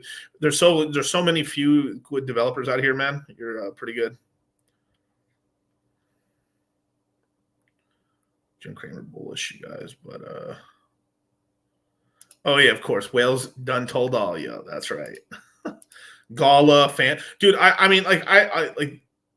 The only thing I've ever had a problem with, like Somi saying, because I've had someone ask me this before, is like that I think he's completely wrong on GameFi, because he's like looking. I think what was it? He did some tweet or something where like he basically said, and this is not a shot on him. I like Somi a lot. Like I think he's cool, but like he says that like just because because GameFi is such a more popular one, it's not going to do. Dude, there's so much money in this shit. Like I know, like dude. There's so much money going into GameFi right now. It is one of the sectors where just VC money kept pouring in, and it has kept pouring into GameFi.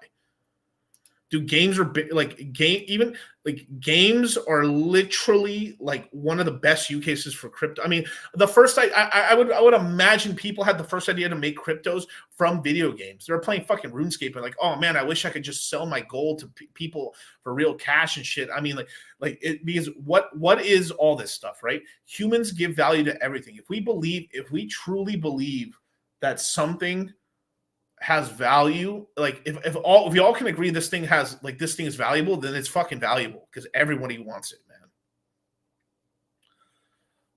Yeah. Let's see. Tap 2. With I would imagine $50 from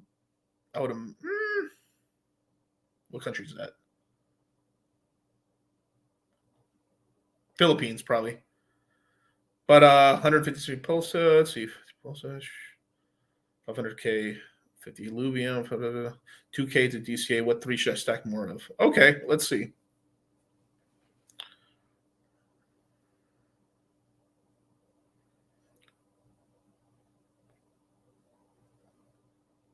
Phantom.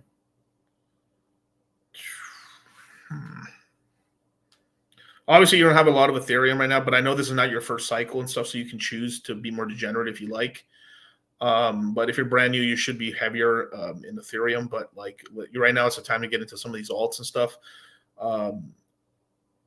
I definitely would probably up.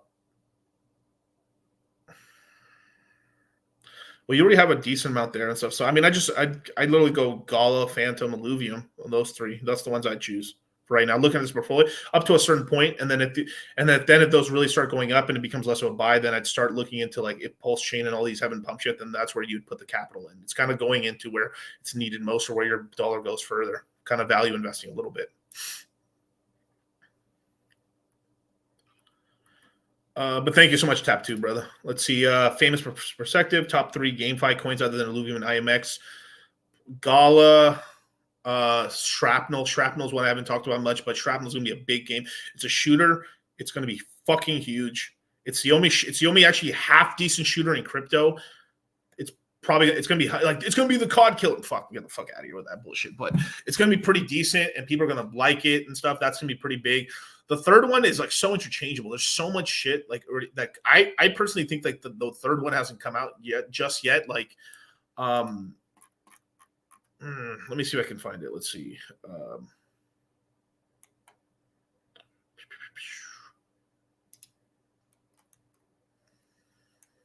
Give me 1 segundo, sirs.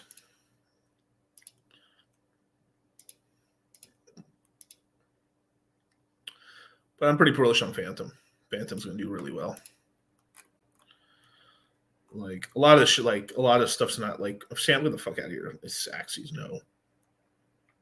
But will these prices do good? Like it's gonna be funny. Like, you go back like, oh, I wish like it's up. Yeah, but there's there's other stuff you could have done really well with, right? This is a good little pick right here. This is a good little GameFi coin, obviously. From here, I think Vulcan Forge is kind of fucked personally, but. Wait, no, it was no, let's start Atlas. My bad. I think Vulcan. I think that one's okay. I know some people that actually really know quite a lot. I always get confused with Vulcan and Atlas. This one could be a little play and stuff like that. The cool thing is, because a lot of these coins aren't that big, you actually could like half the money there and like put it into one of these other ones. But there's gonna be a place where you could throw a little bit, might go a long way.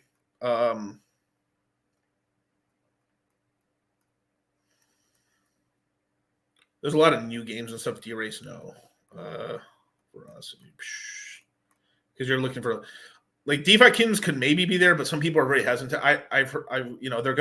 They're talking about wanting to do an expansion right now, but they don't want to seem like they're just consistently doing expansions or whatever. But like they want to do an expansion because like they're basically down to like there's only Crystal left and then Jewel itself, and Jewel's deflationary now. And they need a new like ecosystem and stuff, and they keep choosing bad. They like I think choosing AVAX was probably one of the only smart decisions they had. Obviously, they originally started on Harmony 1. They moved it to Clay. I think Clay's defunct. Basically, they're trying to bring it back, but like I think if a bull market comes back, then it comes back. I even like Harmony could probably come back once a bull market's really back, but like right now they're so fucked. Like it's just they're so fucked right now. But I like DeFi. I have quite a bit of DeFi Kingdom still, and I'm considering maybe buying. If it cracks down to like 21 cents, that's probably what I'll buy a little bit more. It may not go that low. Then I'm comfortable with what I have. But the big talk is it's going to go to. It's like they're talking about it going to like Aptos and Matic and stuff like that, and then eventually a Phantom one. But we'll have to see and stuff. But with that coin will do really well. It peaked to 75 cents recently. It came 77 cents, came back down now to this 32-cent range. So I think people are accumulating it right now and waiting to see what ends up happening with this. But it's not dead. It stayed alive. They keep developing it, and it's alive and stuff. But it's second cycle, so FYI. But I need this fucking bullshit. Let's see. Because the market caps get really small, and then you're just really like, I mean, you're more like betting on like what could do really well.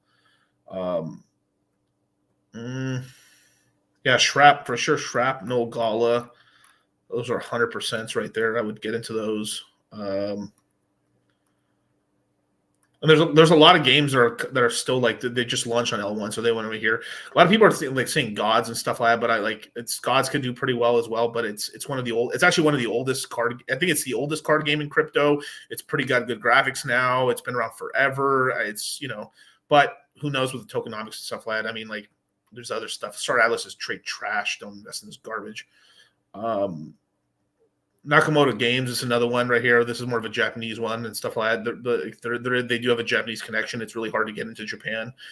So possibly with this one, but like these are, I mean, it is a tough one. Like I would make more plays into certain ones, but like if it was me, I mean, I'd probably go Engine, or you go into the problem with going to Ronin a little bit is like there's just so much shit going down. Like their whole ecosystem is pretty nuked right now. Axes and Ronin and then all this stuff. There's RBW and stuff, which is like, but that's such a degen play. This is where like I'm throwing some scratcher money just because it's so cheap, right? Like it's a 5 million market cap coin. It's literally about unicorns, brothers and sisters. Like it's about unicorns. But they've done a ton of work. They actually a playable game. There's land sales that we made some money on. It all works. It's mostly on Matic basically. This is worth a scratcher bet. $500 can go a long way. I mean, like shit. Let's see. Yeah, long way. You can stake it, earn 20% yield on it. That's a scratcher bet that I'd take. I know this game. If this game would have died already by now, and it hasn't died, that shows me it's going to come back. This coin did some stupid price. I mean, let me show you how this thing went. Yeah, it was $2. It's 1.9 cents. So obviously the supply was way lower back then, so that's one of the reasons as well. But charters don't know that. That's one thing about charting. Sometimes like they're not looking at the fundamentals, and they just see like that. And that's what a lot of people like wow, this coin did this, and they don't equate like there was way less supply back then, right? There's way more supply now, but they're like, well, maybe it can get to $1 or like $2 and stuff. And two, the market cap's really cheap, so eventually money's just going to flow into a bunch of stuff, taking shots at everything. So, a small when it's really small like this, right? When the market caps are sub 10 million, $1,500 scratcher bet into coins actually could go a long way, but you have to really do a little research to make sure that you ain't getting out inflated or something like that. But this one's got a very simple staking structure with it, so you'll keep your position on it, and then if it does well, you'll do pretty good with it. So there you go. I do like Jewel though, so yeah.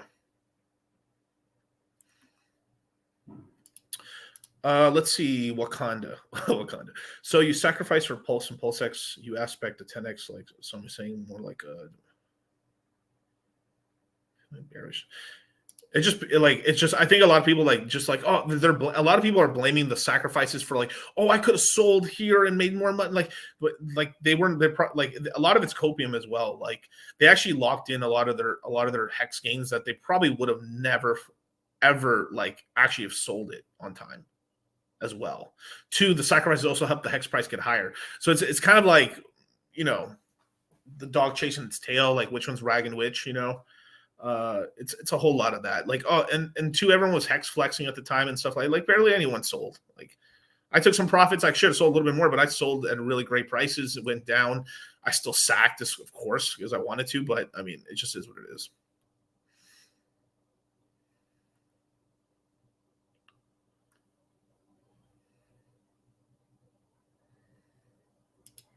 Do you believe Pulse Chain needs a good meme for the community to get behind to help attention from the outside? Yeah, I mean, sure. I mean, maybe Teddy Bear could be it. I mean, shit. I mean, fuck. But the thing is, B-Roots is getting people from the outside, but it has to pump stupidly, and then two is they've got to make it so it can be bought pretty easy, and so yeah, Teddy Bear. Who knows? I'm not dissing on it. It's got to get attention, but but it's not gonna it has to go bananas, really bananas. It has to go but it's got to get it where enough people can get into the train as well. It can't just be that's. But the thing is, if you try to manufacture and force, it can't have a message behind it. That's the problem. It can't one thing with these meme coins, it can't be like this meme coin is because for the hexagons, and then it's not going to do this fucking crazy thing because then people are I ain't investing for that. It's always some random shit or some really funny meme. It's not going to be a coin with a message behind it. So you got to be careful with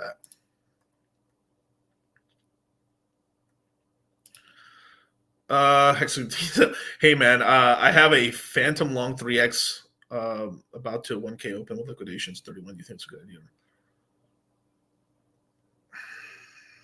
I mean, I don't give recommendations when it comes to leverage, brother. But let me look. 3x leverage, huh? Well, at least they ain't like, hey, Miguel, I'm 20x long right now.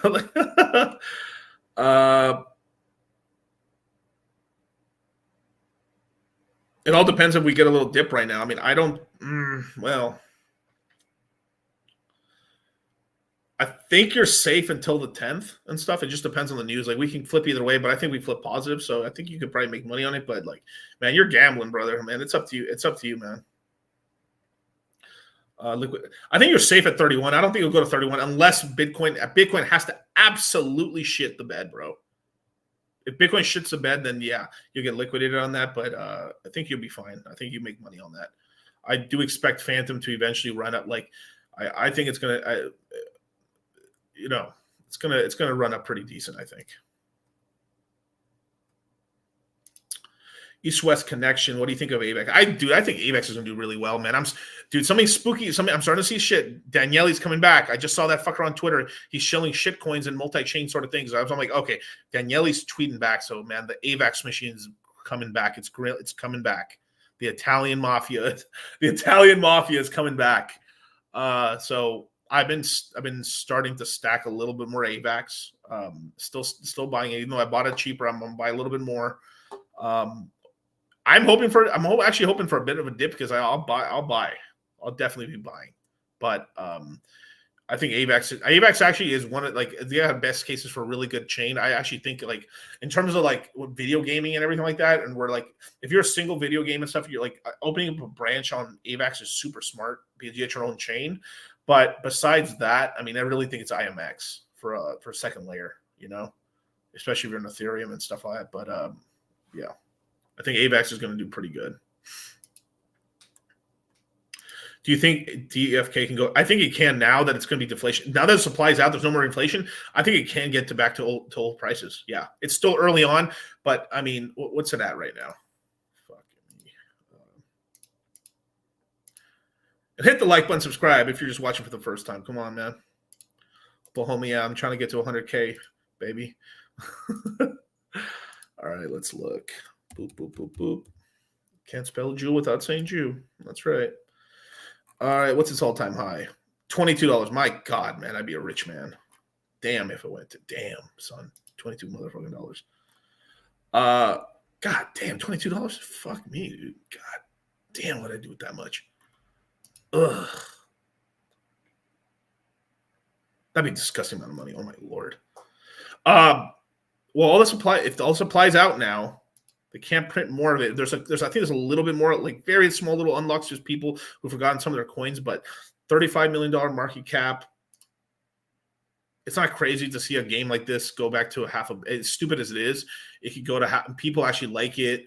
People actually play the game. People actually are breeding these things. We've seen actually do stupid things. So it seems crazy. Let me do the math here. If the supply's out now, which it is, all the supply's out for Jewel. What's $500 million here?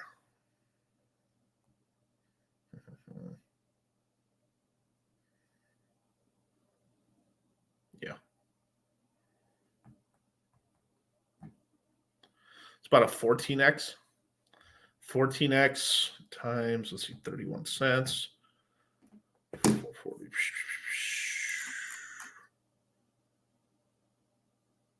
Yeah, right there. Wow, that's so crazy. I was about to say this medium zone, so it probably could get to the medium zone. So we're talking about somewhere between a $4 to $7 Jewel price.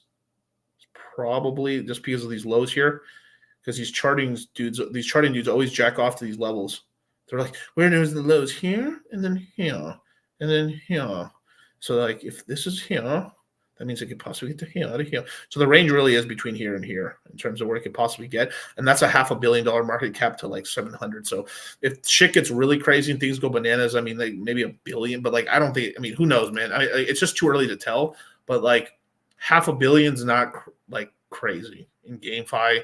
And market caps this is the thing, market caps are bullshit anyway, but it's the price. Okay. And then if this thing can get listed in more places where it can be purchased and stuff, that's where things get kind of insane. Two, they have a lot of DeFi Kings have a lot of connections to South Korea and the Korean markets and the Asian markets, so they're going to be listed on more places. Right now, it's actually difficult. You actually have to do a lot of shit. You got to buy AVAX, move it over to AVAX. chain, then bridge over your C or your C AVAX over to like to get the wrapped AVAX, and then sell the wrapped AVAX to buy Jewel. I mean, it's a clusterfuck to buy it, right? So you have to be already pretty decent in crypto to be able to buy this coin. So once it can get added to OKX, it can get added to a bunch of more exchanges, like not a Coinbase listing, but like if it can be added to more exchanges, more Binances and stuff like that. I think it can go pretty high. It can go multi-dollar because like they're so stupid. Like this coin so stupid, they're so cheap. It's 31 cents. I mean, it's just the unit buy. So it can go multi-dollars. Damn it, you guys are making me bullish on this shit. God damn it. Stop doing that shit to me. You made me FOMO myself into this. Can IMX pass its all-time high? Let me look.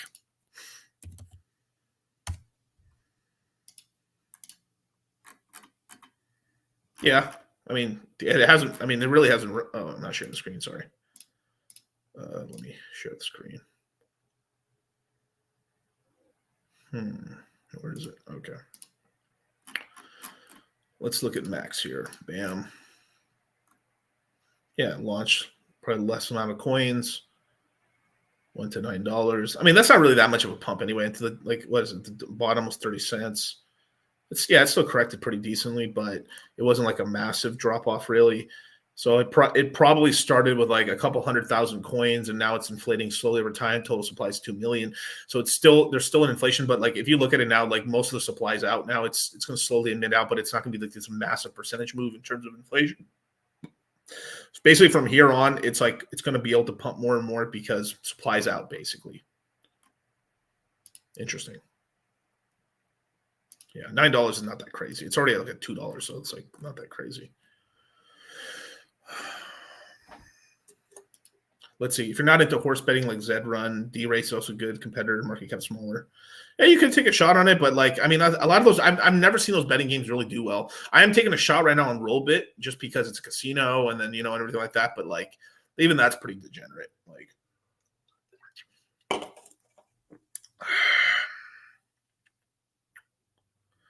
will Pepe go back to its all-time high? I believe so. Yeah. It's not that like I think I've done a stream on this before. Not stream, but I think I did a segment of my stream on Pepe. That's why I bought 13 Ethereum of Pepe. I mean, nothing crazy, but like I just bought some of it the other day. What market cap did I buy? I was like 420 like or some shit. Yeah, so like I'm still up on it right now. Like I bought it at like $400 million market cap. I think it was like 420 when I was out. I was like, this is really memeable. This will probably be the low.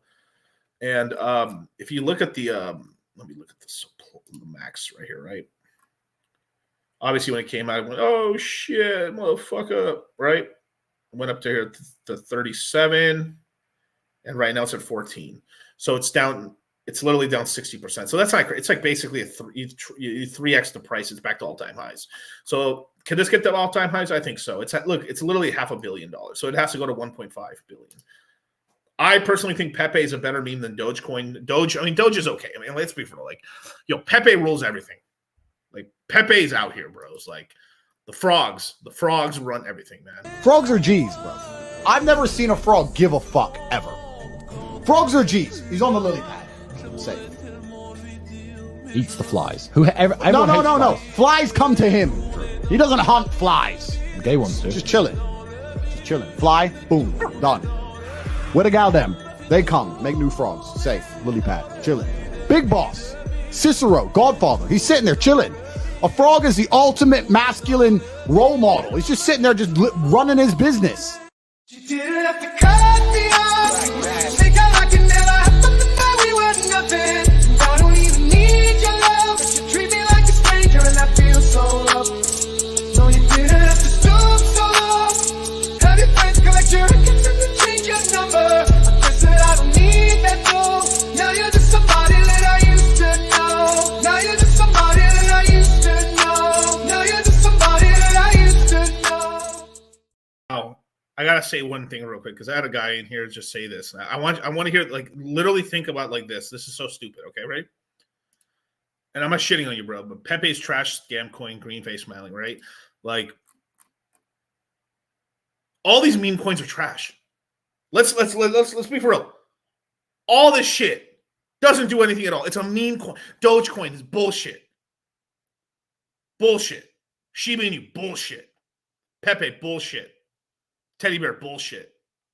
All these meme coins, trash. Why be buying? We're speculating on bullshit. I am literally betting on people being retarded, and I will be factually correct. I am betting on retardation, and I will win.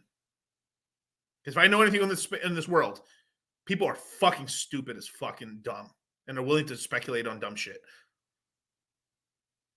I'm right. I'm just right. It's so stupid. It's true. I'm making all these correct plays because I all the smart capital, some of the things here. People think they're smart. Like I play. Look, there's a giga chats. Like I know it's giga chats because a lot of them are dorks, but like there's the spectrum, right? They're the dumb retards, simple mind, low IQ guys, and then there's the really high intelligent guys, and then the mid players. If you look at the bell curve of IQ, right, most of the population is right here in the center, right? Average IQ. Then you have these fucking like Chad brains, and then you have like the simpletons. The simpletons make all the money, and so all the giga smart guys. The guys in the middle get fucked. I'm telling you, brothers, like it's so goddamn true. And then two, here's the thing: it's got a track record already.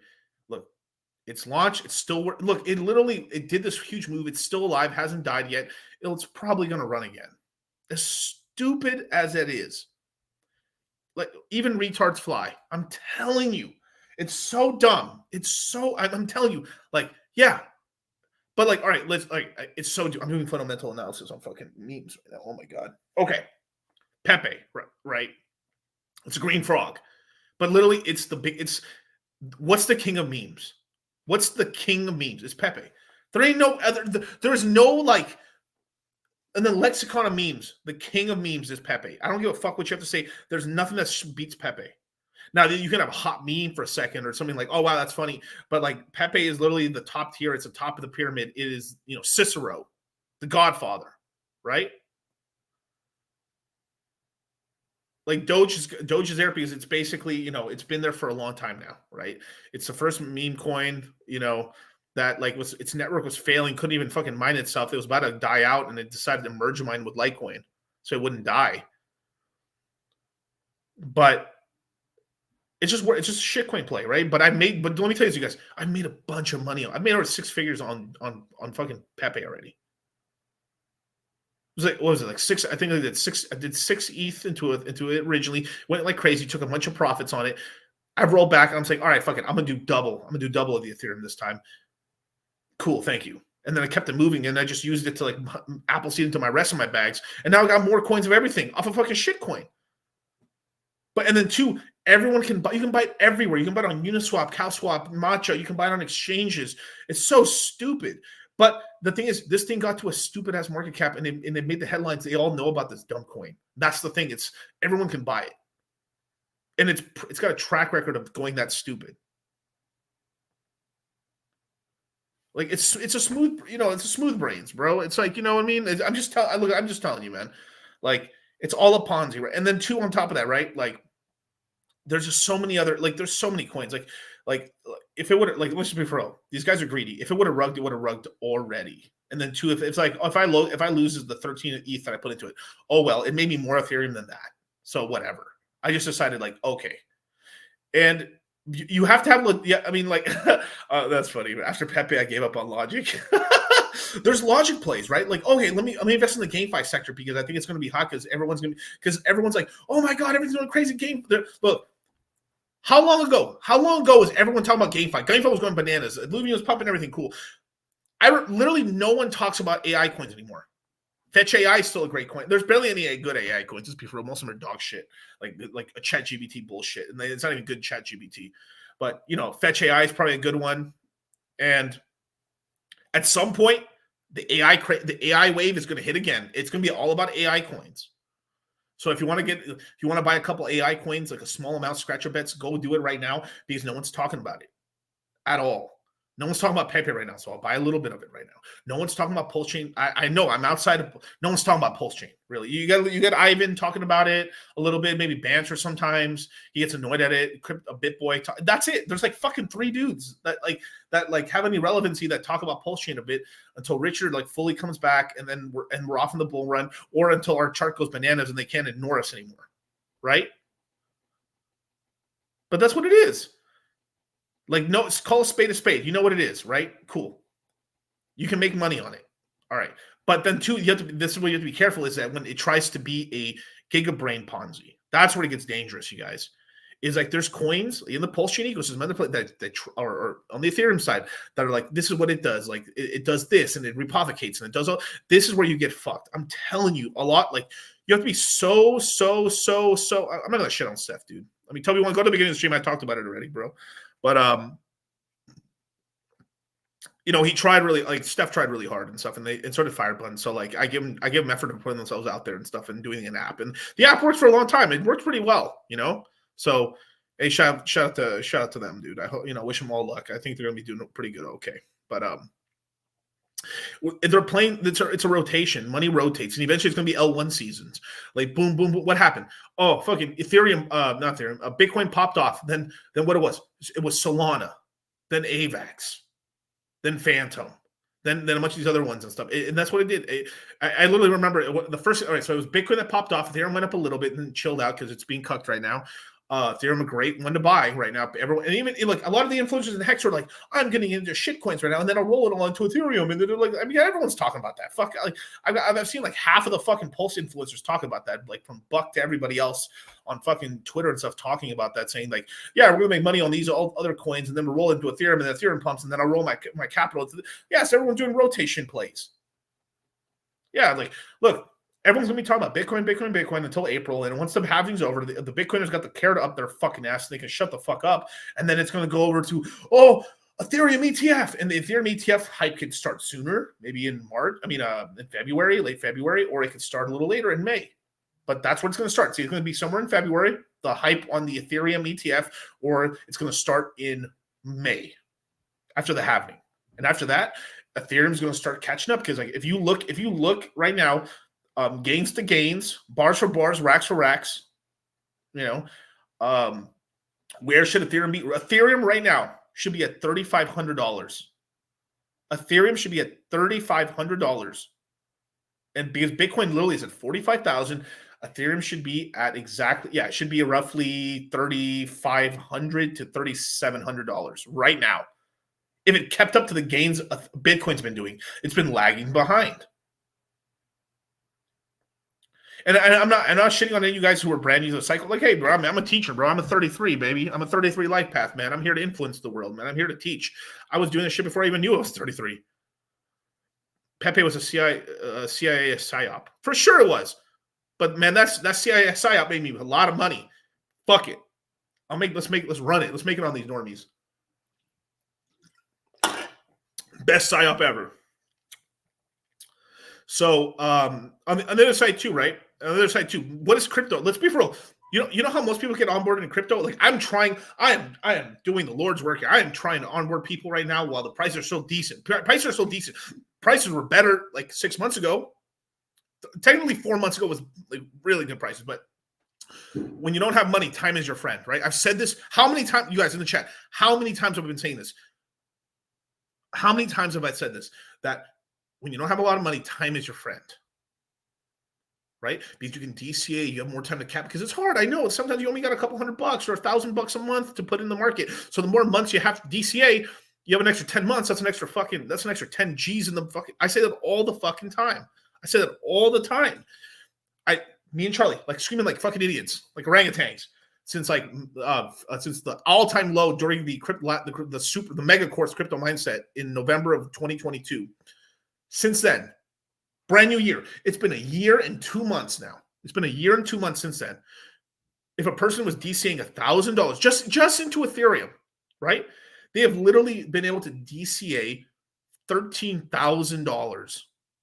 $13,000 in there. And right now they'd probably be at somewhere in the $26,000, $30,000 range right now on their capital. Or if they bought Bitcoin and Ethereum, right? You would literally be up tens of thousands of dollars to maybe like $50,000 plus. It's fucking true. Now give me 1 second. Someone's fucking knocking on my door. God damn it. It's probably the IRS. Not your No, it's like, what was it? FBI, open up. Didn't have to cut me off. Think I like it never happened that we were nothing. I don't even need your love. But you treat me like a stranger and I feel so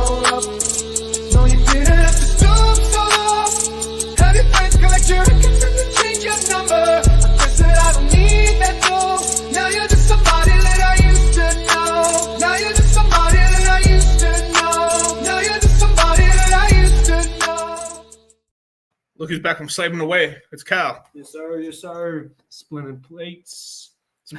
Oh, wait. I'm not gonna say. My legs are hurting right now, bro. You did legs? Yeah. You did mostly calves or what? Shut up. Calves like, man, I gotta start drinking synthol into my calves. Nah, not synthol, not synthol. Straight trend. I gotta stay on brand. Oh yeah, Kylo Trend. Yeah, that shit was crazy. Dude, there's some studies I saw on trend and shit that like it kills like white matter in your brain. I was like, what the hell? I wouldn't doubt it. It makes you like trans, so I don't know. Well, have you seen them? Have you seen Miguel? What? All the horror stories? Well, yeah, that's because people are doing like stupid amounts. Yeah, they're doing like 300-400 fucking milligrams. 700. I've heard 700. Have you seen the guy with doing a gram? No. Like a full gram. He was like on the verge of dying. What the dude? That's so crazy. Yeah, Trent. Like basically the biggest meme in this one. Memes are very powerful. Yes. Memes are life. Memes are life. The water of life, big life, blah blah blah. But all these the gym culture right now is really heavy into steroids right now. Oh, yeah. Like heavy. Like I don't know. Like basically trends just a joke for saying like on gear or joke, but like they turned it into like the biggest meme on the planet now when in the gym community, and like now everyone's taking drugs. It was basically it went from like Derek Moore Place More Dates informing everyone, Kenny KO, all these guys, right? Tiger Fitness kind of explaining all these steroids. Then it went straight into holy shit, Trend Twins, holy shit, all these like fake natties, all these fucking people are like pushing, weight, doing all this shit and making these videos. Yeah, I mean, let's be for real here. Okay, if you're in the gym sector, right?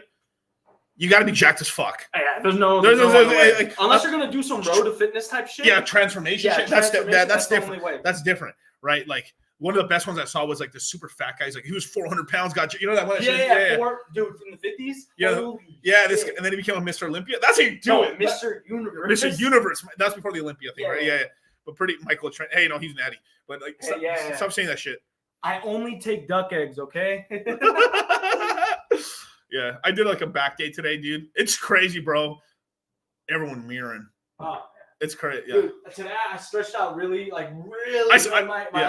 I felt so fucking buttery. I was able to hit like 3 plates for 12 for like 4 sets. Oh, my legs are killing me right now. I mean, I met this guy. That's not super suspect. That's No, but I met this big powerlifting guy at the gym today. Not like yesterday during my chest day, and then this guy was actually, I think he was like with a bench shirt and stuff. He was benching 700 pounds. Ooh, 700 pounds. Asian dude, stocky guy, good dude. Oh, the guy with glasses. I don't know if he was wearing glasses. Hey, wasn't wearing glasses when I saw him. But super strong dude and everything like that. And he was having me like I was doing like 3. I asked him for a spot and shit. Yeah. And so he got me on to doing a lot of pause reps and stuff. So I was doing incline. I was 3 plating incline, like just leaving. Pausing for like 2 seconds. He's like 3 seconds or plus. Oh, and then push and shit. So I was like, God damn, that nuked my chest. That nuked my chest. Anyway, you can tell I like talking about the gym. Back to crypto. The diet just is. I train to eat. I trend to eat.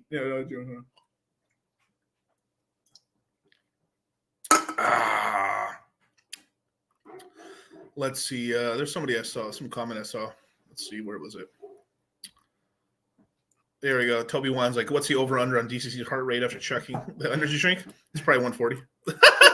It's 170, right? Yeah, let's see. Let's go on. Big bro, DCC holding it down. Happy New Year's. Yep. I will call you eventually, bro. I think I'm gonna call you when I get back to Vegas. I'm not in Vegas right now, so it's on the list. Flynn, I fucked up because I've been investing in all in RH coins. My elbows don't. Wait, what? My elbows don't even look pointy anymore. Yeah, the thing is, there is times to invest and not invest. Like I'm like right now, you could like I've said this before. Okay, right? Okay, here's what it is. Okay, I took Jack 3. Shut up, Kyle. I know you did. That DS Craze was the best. Dude, already literally said it. What the fuck? Yo, all right. God damn it. Here we go. All right. This motherfucker got me on this shit at like a 10, 11, 12. You're talking about you got me to bench a plate at that age. No, you're like, Miguel, I want to pinch. I want to take free workout. Shut up. I'm big now. You guys don't see this kid. You see how annoying he is? Bitching at me for weeks. Like, let me work out with you guys. I want to take free workout. And then so I was like, here we go. I was like, fucking like I was like giving half a scoop and stuff. And he was like, just so it's flavored a little bit. And then he was like, yeah. Dude. Hey, I know you're. I felt know amazing. you're I working. felt amazing. I know, but yeah. Now I'm your professional spotter. That's, you were geeking dudes on the. I mean, what was it, ninth grade? You were fucking just destroying people Oh, on yeah. the football field, Dude. In my freshman year, I was lifting more than the seniors. That was sad. That made me feel cool. Well, listen, they don't. None of those guys knew. By then, I was been lifting for how many years? Fuck, like 10. No. You were like lifting 8. 8. Let's see. I really started lifting at 19. 19 is when I really was. I was lifting since like 16, but let's say for real, like 18. So like, yeah. What was that? Almost 8 years. 8 years. 8 years. Yeah. Yeah. You can obviously tell. Like my parents were like, that was just so quiet when you guys are gone. When you guys are back there, you started laughing and like, oh, this fucking stupid shit. That's so funny. Anyways, yeah, hydroxycut. Oh my god, I never took that stuff, but I heard people were like, I'm pretty sure they were putting like, what's that stuff like there's like a medicine for like when you have like you can't breathe right. I forgot what it's called, clenbuterol, but so funny. So Richie Double A says, "What's a good exchange to buy and hold? Buy and hold. Well, okay, well, Coinbase to buy, but like you eventually want to move it to a MetaMask. It's free to install on your computer. Make sure you're using a Chrome browser. Don't use Firefox. Don't use bullshit ass fucking like basic attention token one or whatever. Use Chrome extension you buy from the Chrome store. It'll be like 3.5 stars with 100,000 reviews or something on it. That's the one to download." You know, don't like it's got 4 reviews. It's fake. There you go, brother. DC mates took a lot of clan and they got shredded in a few weeks. Very dangerous. Damn, bro. Yeah, I'm okay with all that shit.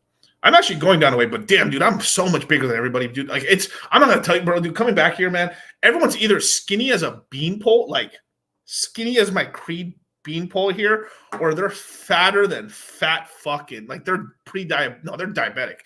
Like. People look busted, bro. I came back and people like lost all their hair. Like straight up, like it's all gone. It's all gone. They're like busted as fuck teeth, man. Like I was like, what the fuck? Hiroshima happened over here, dude. What the fuck? I'm like, hey, okay, boss, homie, what's happening? I'm like, oh my god, what happened to him, bro?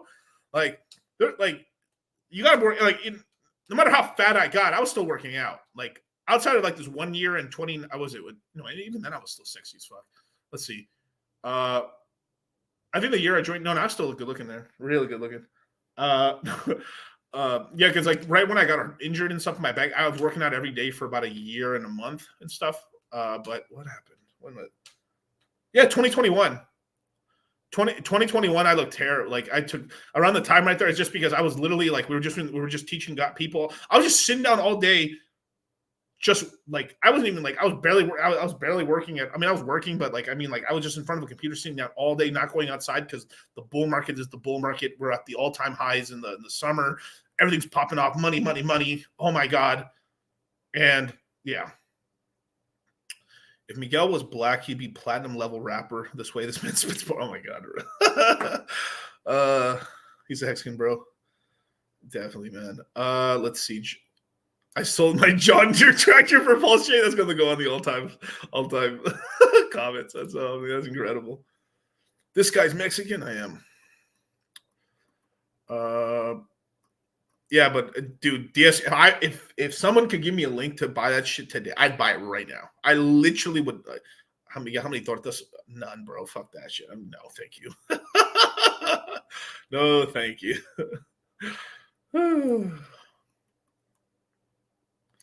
Yeah, skinny gang. Yeah, but the thing, like, there's like you're for an actor, There's you know what? There's a difference. There is a difference where you still have a little muscle on you and you're active. You're skateboarding. You're doing like that's different from like where like they're skinny because they're on drugs. You know what I'm saying? Like there's this shit that's like that was really prophetic. You know, like I think they said this back in the day with rappers and stuff. Is like you look like when you're really young, everything you do looks good. Right, you're like if you're like let's just say if you're doing drugs and stuff and you got like it's like when rappers like they're doing lean all the time but they got diamonds, you know, they got all this money and stuff, like they look great, it makes drugs look really cool, but that shit doesn't look cool anymore at 38, you know, because it'll catch up to you. Your metabolism slows down. That shit is real, bros. Like I'm telling you, bro, your metabolism does slow down. Like like that shit in 19 to 24, bro. Like I could eat anything. It didn't matter. But at the same time, too, I also was working outside. I was working a very physical job. I was working, like, I didn't know how much I was doing. Like, I was working out like 2 hours a day, every day at the gym, sauna, cardio, weights. And then on top of that, it was working like 10, 11 hours outside, like a manual labor pack mule, like every fucking day, dude, like working me like a fucking slave. Pretty insane, dude. You could eat anything at that age, like anything. I mean, I could eat anything. But what happens is just like what happens is as you get older too, you go from like you're kind of like doing more manual stuff in your job, you're moving around more. Is as you get higher and higher in the hierarchy or in the citadel, you just move less. So you have to be more active to be really on top of your fitness. It's true. Now, whether you want to do keto, I think honestly, it all just helps out. Like the main thing is just trying not to eat as much at night, really. Yeah, Miguel from the pod was crazy. I couldn't believe it. Yeah, dude. I mean, I was younger, less stressed out. I don't think I had a single white hair in my head. I think I have where's white hairs? I think I have like 2, 3 over here. There's one right there. I think I got another couple over here, and I got like one. I got one of my first white hairs ever in my hair, like over here. I was like, what the fuck? That's what crypto has literally done this shit to me, bros. Like, I cannot believe it, man. How much I've aged because of crypto.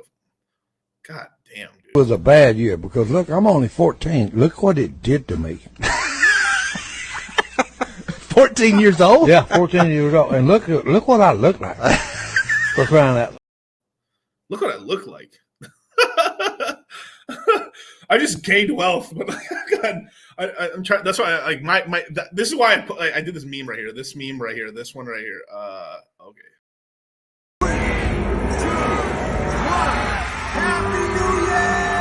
Time to work on your summer body. What you talking about, bro? It's January 1st, man. Happy time to work on your summer body. Bro, why you talking about summer, man? It's New Year's Eve. Yeah, and it's time to work on your summer body. It's January, bro. Summer's not for like 6, 7 months. We got a lot of time. You don't.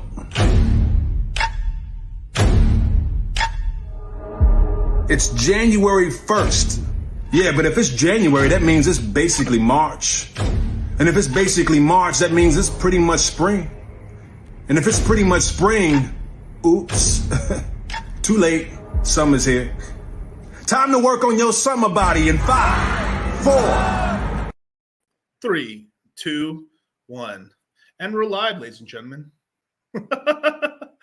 Miguel's got the roundest face in crypto. No. There's some fat fucks in this crypto space. I don't say names, but goddamn, I went to that Crypto Miami project. Man, there's this guy I thought that was fat. He was fatter than fat. This is a fat ass motherfucker, bro. I met him. He was like gravitational, like short, stubby Asian fucker, fat fuck. Oh my god, bro. Like I looked at him and it made me sweat. It was sweat, dude. It was so damn hot in Miami that time. But man, round as a and you know what I think? Like there's a lot of these skinny guys. Like it's crazy. Like look, I'll tell you right now, I'm 273, 74 pounds, maybe 71 pounds, somewhere there. I fluctuate, right? And there's a lot of these skinny. I've seen some of these guys. They're not fat. What happens is they're drinking fucking wine. It's all wine, bro. Like these. I don't know why I don't know why people like wine so much. It's just so weird to me. I never got into that shit. Right. But I it's culture thing or whatever. Like, hey, I get it, like, but if you're Italian, but like, I've never gotten the whole wine thing. But but the wine has so much more sugar than like, you're better off drinking beer than fucking wine. And dude, their faces are just, and then that's what it's because they were drinking and stuff, and it doesn't really make your face that like hold much water. But what happens is you get a little older and your insulin becomes all fucked up and stuff. So you're not pre-diabetic, but like you're more affected by like sugar and stuff. And so it like, whatever it is.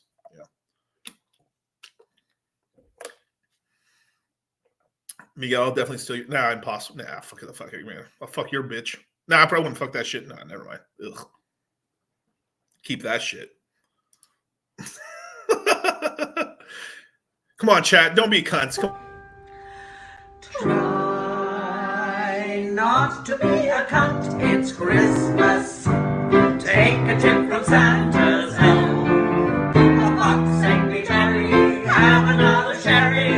Try not to be a cunt. Try not to be a cunt. With the reindeer. I'm sleighing up to Lapland. Try not to be a cunt. C-U-N-T, cuntity, cuntity, cunt. No girlfriend equals more crypto. Just spin plates, man. Trenta cold brew on, dude. I know I want to eat some Trenta cold brew, but dude, okay, I've been trying to get my parents on this stuff, but they just don't like you know, like even RH, Richard talked about this shit. Richard has so much money, he has to forcefully go to Best Buy to buy. He has to go to the dealership. He has to forcefully buy shit for his mom and dad, or they won't. They just won't accept. Dude, good parents are like this, but like they just won't do it. They're stuck in their. They just won't do it. Like, do this. Nah, I'm okay. They're stuck in their like stop buying this water and like nah, like that gay. Like, you know, no, thank you. Like RH literally had to install a toilet for his parents. He had to buy his buy their parents like a Tesla in this list. He had to buy them screen TVs. Like they wouldn't buy them shit. Richard was sending them money to do everything, and they wouldn't do it. Oh, hilarious, dude. I mean, Richard's a good dude, but like that shit, but like I'm serious. Like literally, he made a whole thing about it. He's like, "Oh yeah, I'm here in the States and shit." And they're like, "God damn, Dad, Mom, what the fuck y'all doing?" And he had to forcefully had to upgrade them. Like, no, I'm just buying this shit, and just putting it in your house and stuff. You're throwing shit out of their parents' house. Like, dude, yeah, someone's got to do that for the family. Forcefully. This is why I say sometimes you have to heat the river, even though you don't want to drink water, and I gotta fucking just drop kick you. I gotta curb stomp you into the thing. But yeah, let me go back to the comment section. Okay, it's time to go into the, let's see. Tap 2 with the $50 super chat, man. Get into the Citadel for knowledge and supportive community, man. It also generates the best discounts in the crypto mindset course education on the planet. Crypto mindset course. Fuck yeah, that's right, man. The Citadel, man. Let me share the old screen here. Bam, bam, bam. The most entertaining. Did I just share Pepe again? Oh my god. Like I said, man, live right here. Boom, boom, boom. Boom, right here, man. Go join you, man. The Citadel, man. The Citadel is literally $98 a month. It is the best deal in the entire crypto space, the best community in the world. We're almost I'll literally tell you how many people are in the Citadel right now. We're almost at 400 almost, but I'll give you an exact number. Where is it?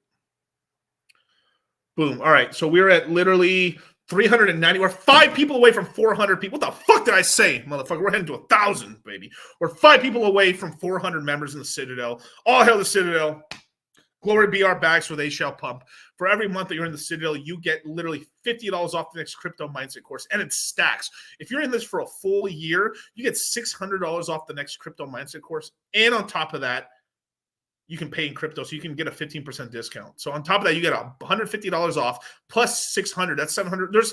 In the last crypto mindset course, we had guys who were in the Citadel for over a year that cashed in that and used over. We had 6 members use that and literally bought the course for I think like $100 and $120 or something. Crazy. But glory be their backs for that. But we created this for repeat members who take the course multiple times. The course isn't just for beginners. It's for all levels and stuff like that. We have all kinds of really cool things in there. We're always checking different parts of the market. We teach you new markets. We teach you how to use bridges, what's the safest stuff, links. I mean, everything you could believe to start up and in turns increase your knowledge and just kind of keep up to date with stuff. You know, there's a lot of coins to keep up with and date in it. And this is a great way to keep your mind fresh and keep it on there and then just keep you on the crypto journey, man. So join the freaking Citadel. And on top of that, for every single week, we send you guys a weekly newsletter that talks about fundamental analysis, technical analysis, on-chain analytics. We talk about our top 10 coins that we're keeping chart patterns on and stuff like that, and according to news events on those coins and memes on top of that, as well as sometimes it ends up like there's some really cool like sort of an event or something like that. We kind of let you on, and I'll tell you this right now. There's something called fight clubs. I don't know what they are, but they're really cool, and they're only talked about in the family, and the family's a Citadel. So if you want to be a part of it, join the Citadel today, man. We're heading. The bigger the Citadel gets, the more cool shit we do. We're gonna be we always throw a big crypto mindset event. The Citadel and the crypto mindset courses always get invited first. First come, first serve, and then we may even limit. Like there might be a part of we may say there's only 300 seats. Last time we had 200 plus people go to the last. So the first crypto mindset event we ever did, it was like 130 people. This last one we did, I think it was like over 250, 260 people went. This next one's going to be like 400 plus. We may cap it maybe. And it's only Citadel members that are going to get in first. So glory be our bags, man. Sign up today, man. It's fucking dope. And on top of that, you can ask me and Charlie questions anytime. Just at Dollar Cost Crypto or at Cultivate Crypto. You get to hit us up. Obviously, give us a little time, and then we answer questions and stuff. We'll reply to you guys. There's a lot of knowledge in there. You can ask. It's one of the only chats you can ask safe questions. We got good moderators in there, and really good resources for people to look up things in order to figure stuff out and stuff like it. And the chat's so active, dude. We have a lot of people in there. We're gonna start. We're really close to adding another. We're gonna add a secondary chat to it, but it is to come. Cool. Miguel, we need a Discord. I don't know. I've got to decide when Discord. I don't like Discord very much, but we eventually. But like, I don't know.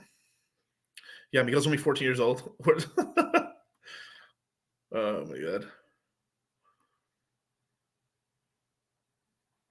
Thoughts on Etherscan acquiring SoulScan? Interesting. Yeah, it's I mean, basically they just don't want to. I mean, that's probably one of the that should be another telltale sign that Solana's probably do really well. So if we can get, I mean, if Solana can come down in price, I mean, it's a smart move. They want to be the main place for scanning and stuff because you have BTC Scan and you have a couple of these other scanners. So I mean, Etherscan is more.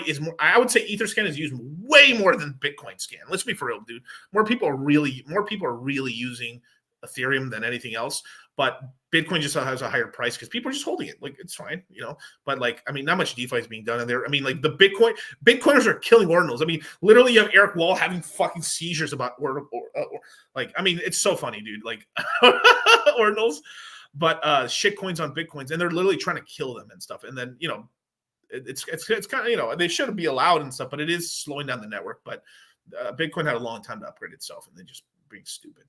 But yeah, not great there. Yeah, Solana's about $109. Basically, you can catch. I mean, here's a decent price, but if we do get a little dip, we might be able to catch an $80 or $90 range. But still, would I be mad buying here? No, not really. It's a decent price, and it's barely like it's only down about 50% from its all-time highs. You know, so $100, maybe if we're lucky, $98. You're lucky and stuff, but that's the range to buy that. So if you want to get a bag. I think this will. I've said this already. Like, I think it will go like $1,500–$1,600. Like, whatever you think an Ethereum, like Ethereum is today. Like, think about it when Ethereum was stuck at $1,100 or $1,500. Like, a Solana could be there, or even be at current Ethereum price. Not now, but in the future. But imagine, like, you own like 20 Solana, right, which is $2,000, and like you had like 20 Ethereum. What's 20 Ethereum in cash? 47,000. So you turned $2,000 into a 47,000. That's actually possible. I mean, it's crazy that fucking sounds. That's actually possible, right? So $2,000 of Solana could be equal to like 20 ETH in the 20 ETH current price. So 47,000. That's possible. That's not me blowing smoke up your asses. That's actually pretty possible. You said you were going to sell some Solana at $120. Did you do it and buy back lower? So no. What I did personally. Okay, so let me tell you what I really did. So I sold I sold. Would sell some at 120. I didn't exactly sell it at 120 because I was live on stream. It crashed down, but I sold at 116.15, and I sold 28% of my Solana to buy back the Ethereum. I used to acquire the bag. So the bag now is literally like paid for. So it's free. I've got a free Solana bag. Now, from here on, I probably will be doing a little DCAs, but I wanted to kind of get back the original Ethereum I used to get me all the Sol stuff. So Sol at that price is over 300 billion. It ain't going there. Yes, it will. Watch. And you know why? Because the market caps all go up. Market caps are fugazi, like bullshit. Like, this is almost $1 trillion. This is 300. Like, this is like current price, right? Boom, boom. Like, you think Solana is really worth this much? Like 47 billion? Get the fuck out of here. Like, I can believe Ethereum. But like, let's be for real. Like, you think this is really worth that? Like, for what? Like, the network doesn't do shit right now, right? It turns off all the time. But it's all based on the network. If Ethereum goes, all right, like let's just say Ethereum can go to, I believe worst case Ethereum goes $8,000, right? So I'll just 4 times the price. Maybe it goes to 9,000, but I'll just say the price can go up 4x from here, right? Let me do the math real quick. So that would put Ethereum's market cap at $1 trillion fucking dollars.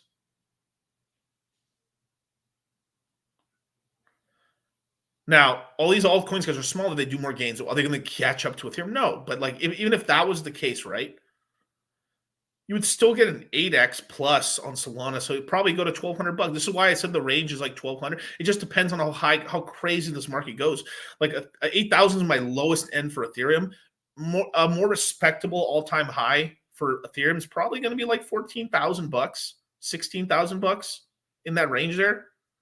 That's where I think. Now, my crazy price, me and Charlie both said this, like we were saying it could probably go 25, 27,000. That's if shit goes bananas. But market cap's it's inflated by circulating supply. Yeah, it's all bullshit, right? But it's all about like what people are willing to pay for it and how high it goes. Like we know, like this cycle, we're more than likely going to get over $100,000 on Bitcoin. It could happen in 25, maybe not 24, but like we're going to get like what's $100,000? It's literally like a 2x and some change, like a 2.1x. Bitcoin's at 100. Like, you see what I mean? It's like people are like losing their fucking. It's like we're asking for a fucking 2x out of Bitcoin to hit 100 G's. And that's what gets crazy, because once it does that, everyone's like, oh my God, the news goes, Bitcoin today has cost $100,000. And then it'll probably just go another 50% more. Maybe it goes to 160,000 and crashes, right? But that allows things to move crazy, because look at this, if it's at $1 trillion here, right? If that means this goes to 3 trillion, then that can go to they can do a 4x or a 5x. And then that maybe goes to 10 or 11, or maybe during the peak, it actually catches up. Like people are like the flippening, but it doesn't do that, obviously. And it just goes to $1.5 trillion for a second and then crashes down. This allows every coin will have its Sunday in the day where it's like, oh, it's going to be the second coming. Oh my God. Like right now, everyone is shut the fuck up about Solana. Now everyone's getting a little quiet. Doesn't mean they're not talking about Solana, but they're shutting up about Solana. Now, a little bit. They're trying to get a little quieter because Solana's not moving, because it's not moving anymore. The fucking crackheads can't make money on it. They're like, oh, no. Then they're moving on. What's the next thing? Well, quietly, this is pumping and this is pumping. Like people, what you see, this is why Cardano sneaks up on people, because it just like lazily goes up. Polkadot, how lazy was this? It was only a couple streams ago. This was $3. Now it's $8. Huh? What the fuck? And it all magically, Gavin Wood's been streaming like crazy and doing interviews. Huh? Wonder where that happened. Do you believe BTC? Yes, absolutely. I believe that'll happen. Now from there, that's where it gets like, okay, now once we hit 100K, I don't like, who knows, you know? I do believe we could be in a 2017 scenario, because this is a very big scenario. Like last time we had exchanges really go viral, like we had Coinbase and all these ones where US customers could actually use them. This time around, we're first time we're getting kind of the boomer money in, and that's pretty big. And maybe people get over exuberance and then they calm down, and the next cycle is a lot more tamer, kind of like the 2021 cycle. But this is just a theory of mine, right? Like, you know, this is kind of my thoughts while I sleep or while I think about everything like that. But Tone hasn't moved yet. Sleeper coin right here. I think the Telegram token coin is going to be big. Figure out a way to get it if you like. If not, then fuck off.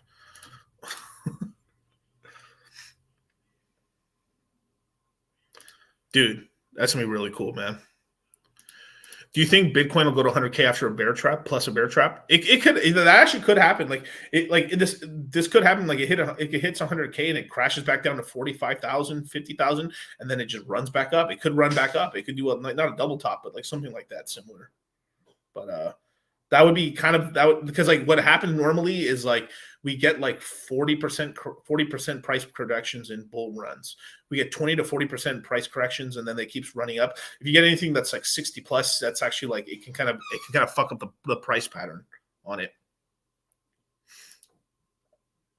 Let's see.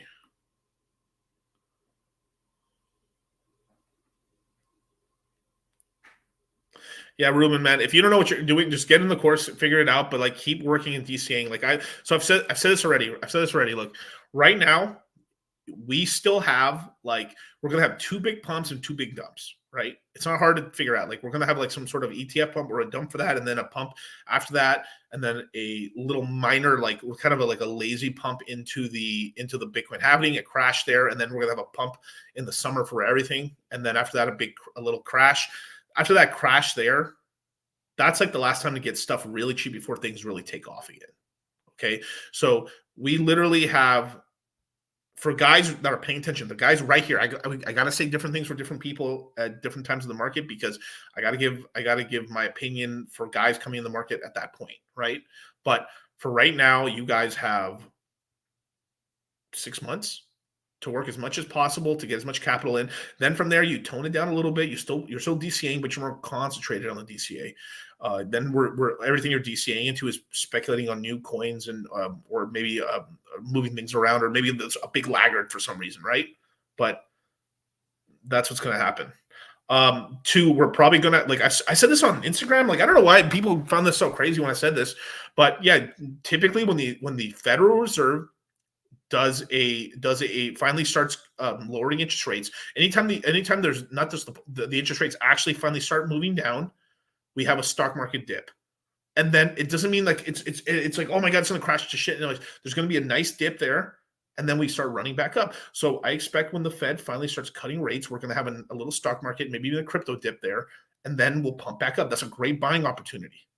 Because think about it, the rates keep going down. That's only good for our markets. We're the most loosey goosey ass market in the world, right? Like, we flash crash before anything else does and stuff. We're a very sensitive market. So with rates going down, capital gets free. Dude, things are going to be crazy in 25. Like, we're going to be back at like a 3% interest rate in 2025.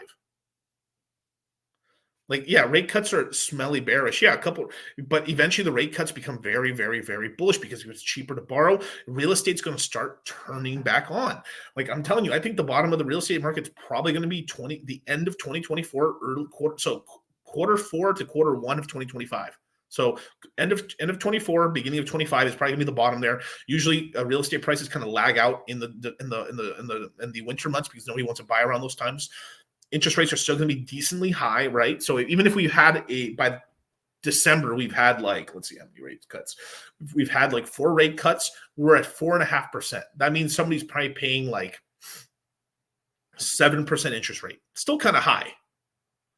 Then at the end, then once you get to the end of 25, they're paying like 5%, which is more normal. That's a very normal interest rate. 5 to high 4. That's a very normal interest rate. That's the interest rate most people have paid historically, with the VIG, not with just the interest. They always put a VIG on it. They got to put a little something on it. Then I can't wait to refinance my house in 2020. No, you'll refinance it, Thomas. You'll probably refinance your house in 2026. 2026 is when things really get crazy, because once you get to 2%, I mean, we're back. We're not to free money, but we're back. We're like, even people with like okayish credit are getting 4% loans again on their house, like 4.5, 4.7. People with really good like credit rating and everything like that, and they're probably getting high 3s again, high 3s, very low 4s, because they want to bring down the interest rates to 2.9. That means if you got killer credit, you are getting like 3.9, 3.5% interest, bros. That's incredible.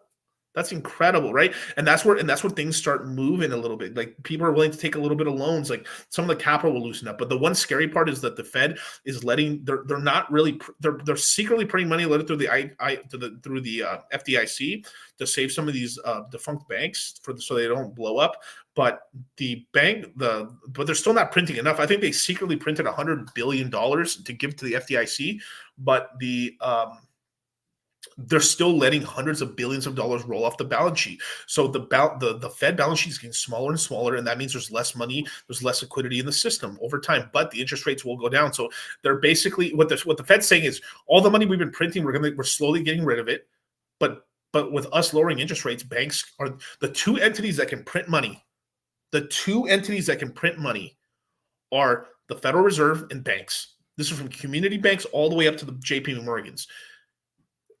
Anytime you deposit money in the bank, it's basically a voucher of demand. So when you go to the bank and deposit $1, your dollar is still at the bank. What they actually do is, like, when you grow up, you grow up thinking like, oh, you go to the bank and like, oh my God, these degenerate banks, they'll take 90 of the 90 cents of the dollar and lend it out, and they keep 10 cents in the bank. Fractional reserve banking. No, it's even crazier. They take leverage on it. So instead of doing that, Kyle's laughing. So instead of doing that, no, what they do is they take your dollar and then they create $9 on top of it. So they don't even take your money. They create more money out of the system. Scummy shit. Scummy shit. So they're like, hey, let's steal their money. Let's like steal their money and lend it out to people. No. Let's print more money and steal more. But a bank's only allowed to print money versus how much of normie money they can get in the bank. This is why they want you to deposit their funds at the bank and stuff, because if they can get you to put $1 million in their bank, they can print $9 million plus out of thin air. They can keep a few million to loan on their own stupid shit, and then they'll loan out a couple things here and there, but they're not even loaning out. They just use your capital. So big banks can print money, and so can the Federal Reserve is getting rid of capital. But by the lowering interest rates, basically, it looks to me like they're going to reflate. They're going to reflate the money printing through more traditional sort of sources, which is going to be more mainstream, which is going to be real estate. So I see real estate actually going back up again. So this is actually like the real estate prices are going to come down a little bit, and then we're going to go right back up. So it's going to fucking suck. So I'm shout out to all my crypto people. We're going to have money to buy real estate, but man, it's going to be tough out here for players, man. It's going to be tough out here. It's insane, man. But with that, you guys, thank you so much for joining me. Buy crypto. Get in the Citadel, you guys. It's literally we're heading to 1,000 members this year. That's the goal. 1,200. Let's do 1,200 because I think that's funnier. 1,222. There you go. But we're gonna head out those members, man. I think Steph and all these guys, like they give the gold college try. I think they're still good dudes, man. Shout out to them. But buy the coins that people aren't talking about right now. I bought Pepe. I like Solana still. I'm buying. There's still so much coins that I really like right now. And if the market dips, fuck yes. Because I'll buy more. With that, I'll check you guys out. I will be back on stream on let me see when I'll be back on stream. I will be back on stream on Thursday at around this time. I think I'll start about an hour to 2 hours earlier. Check my Twitter, but usually I will start about 8 p.m. Pacific Standard Time on Thursday. So I'll catch you later. It was a bad year because, look, I'm only 14. Look what it did to me. 14 years old? Yeah, 14 years old. And look what I look like. For crying out.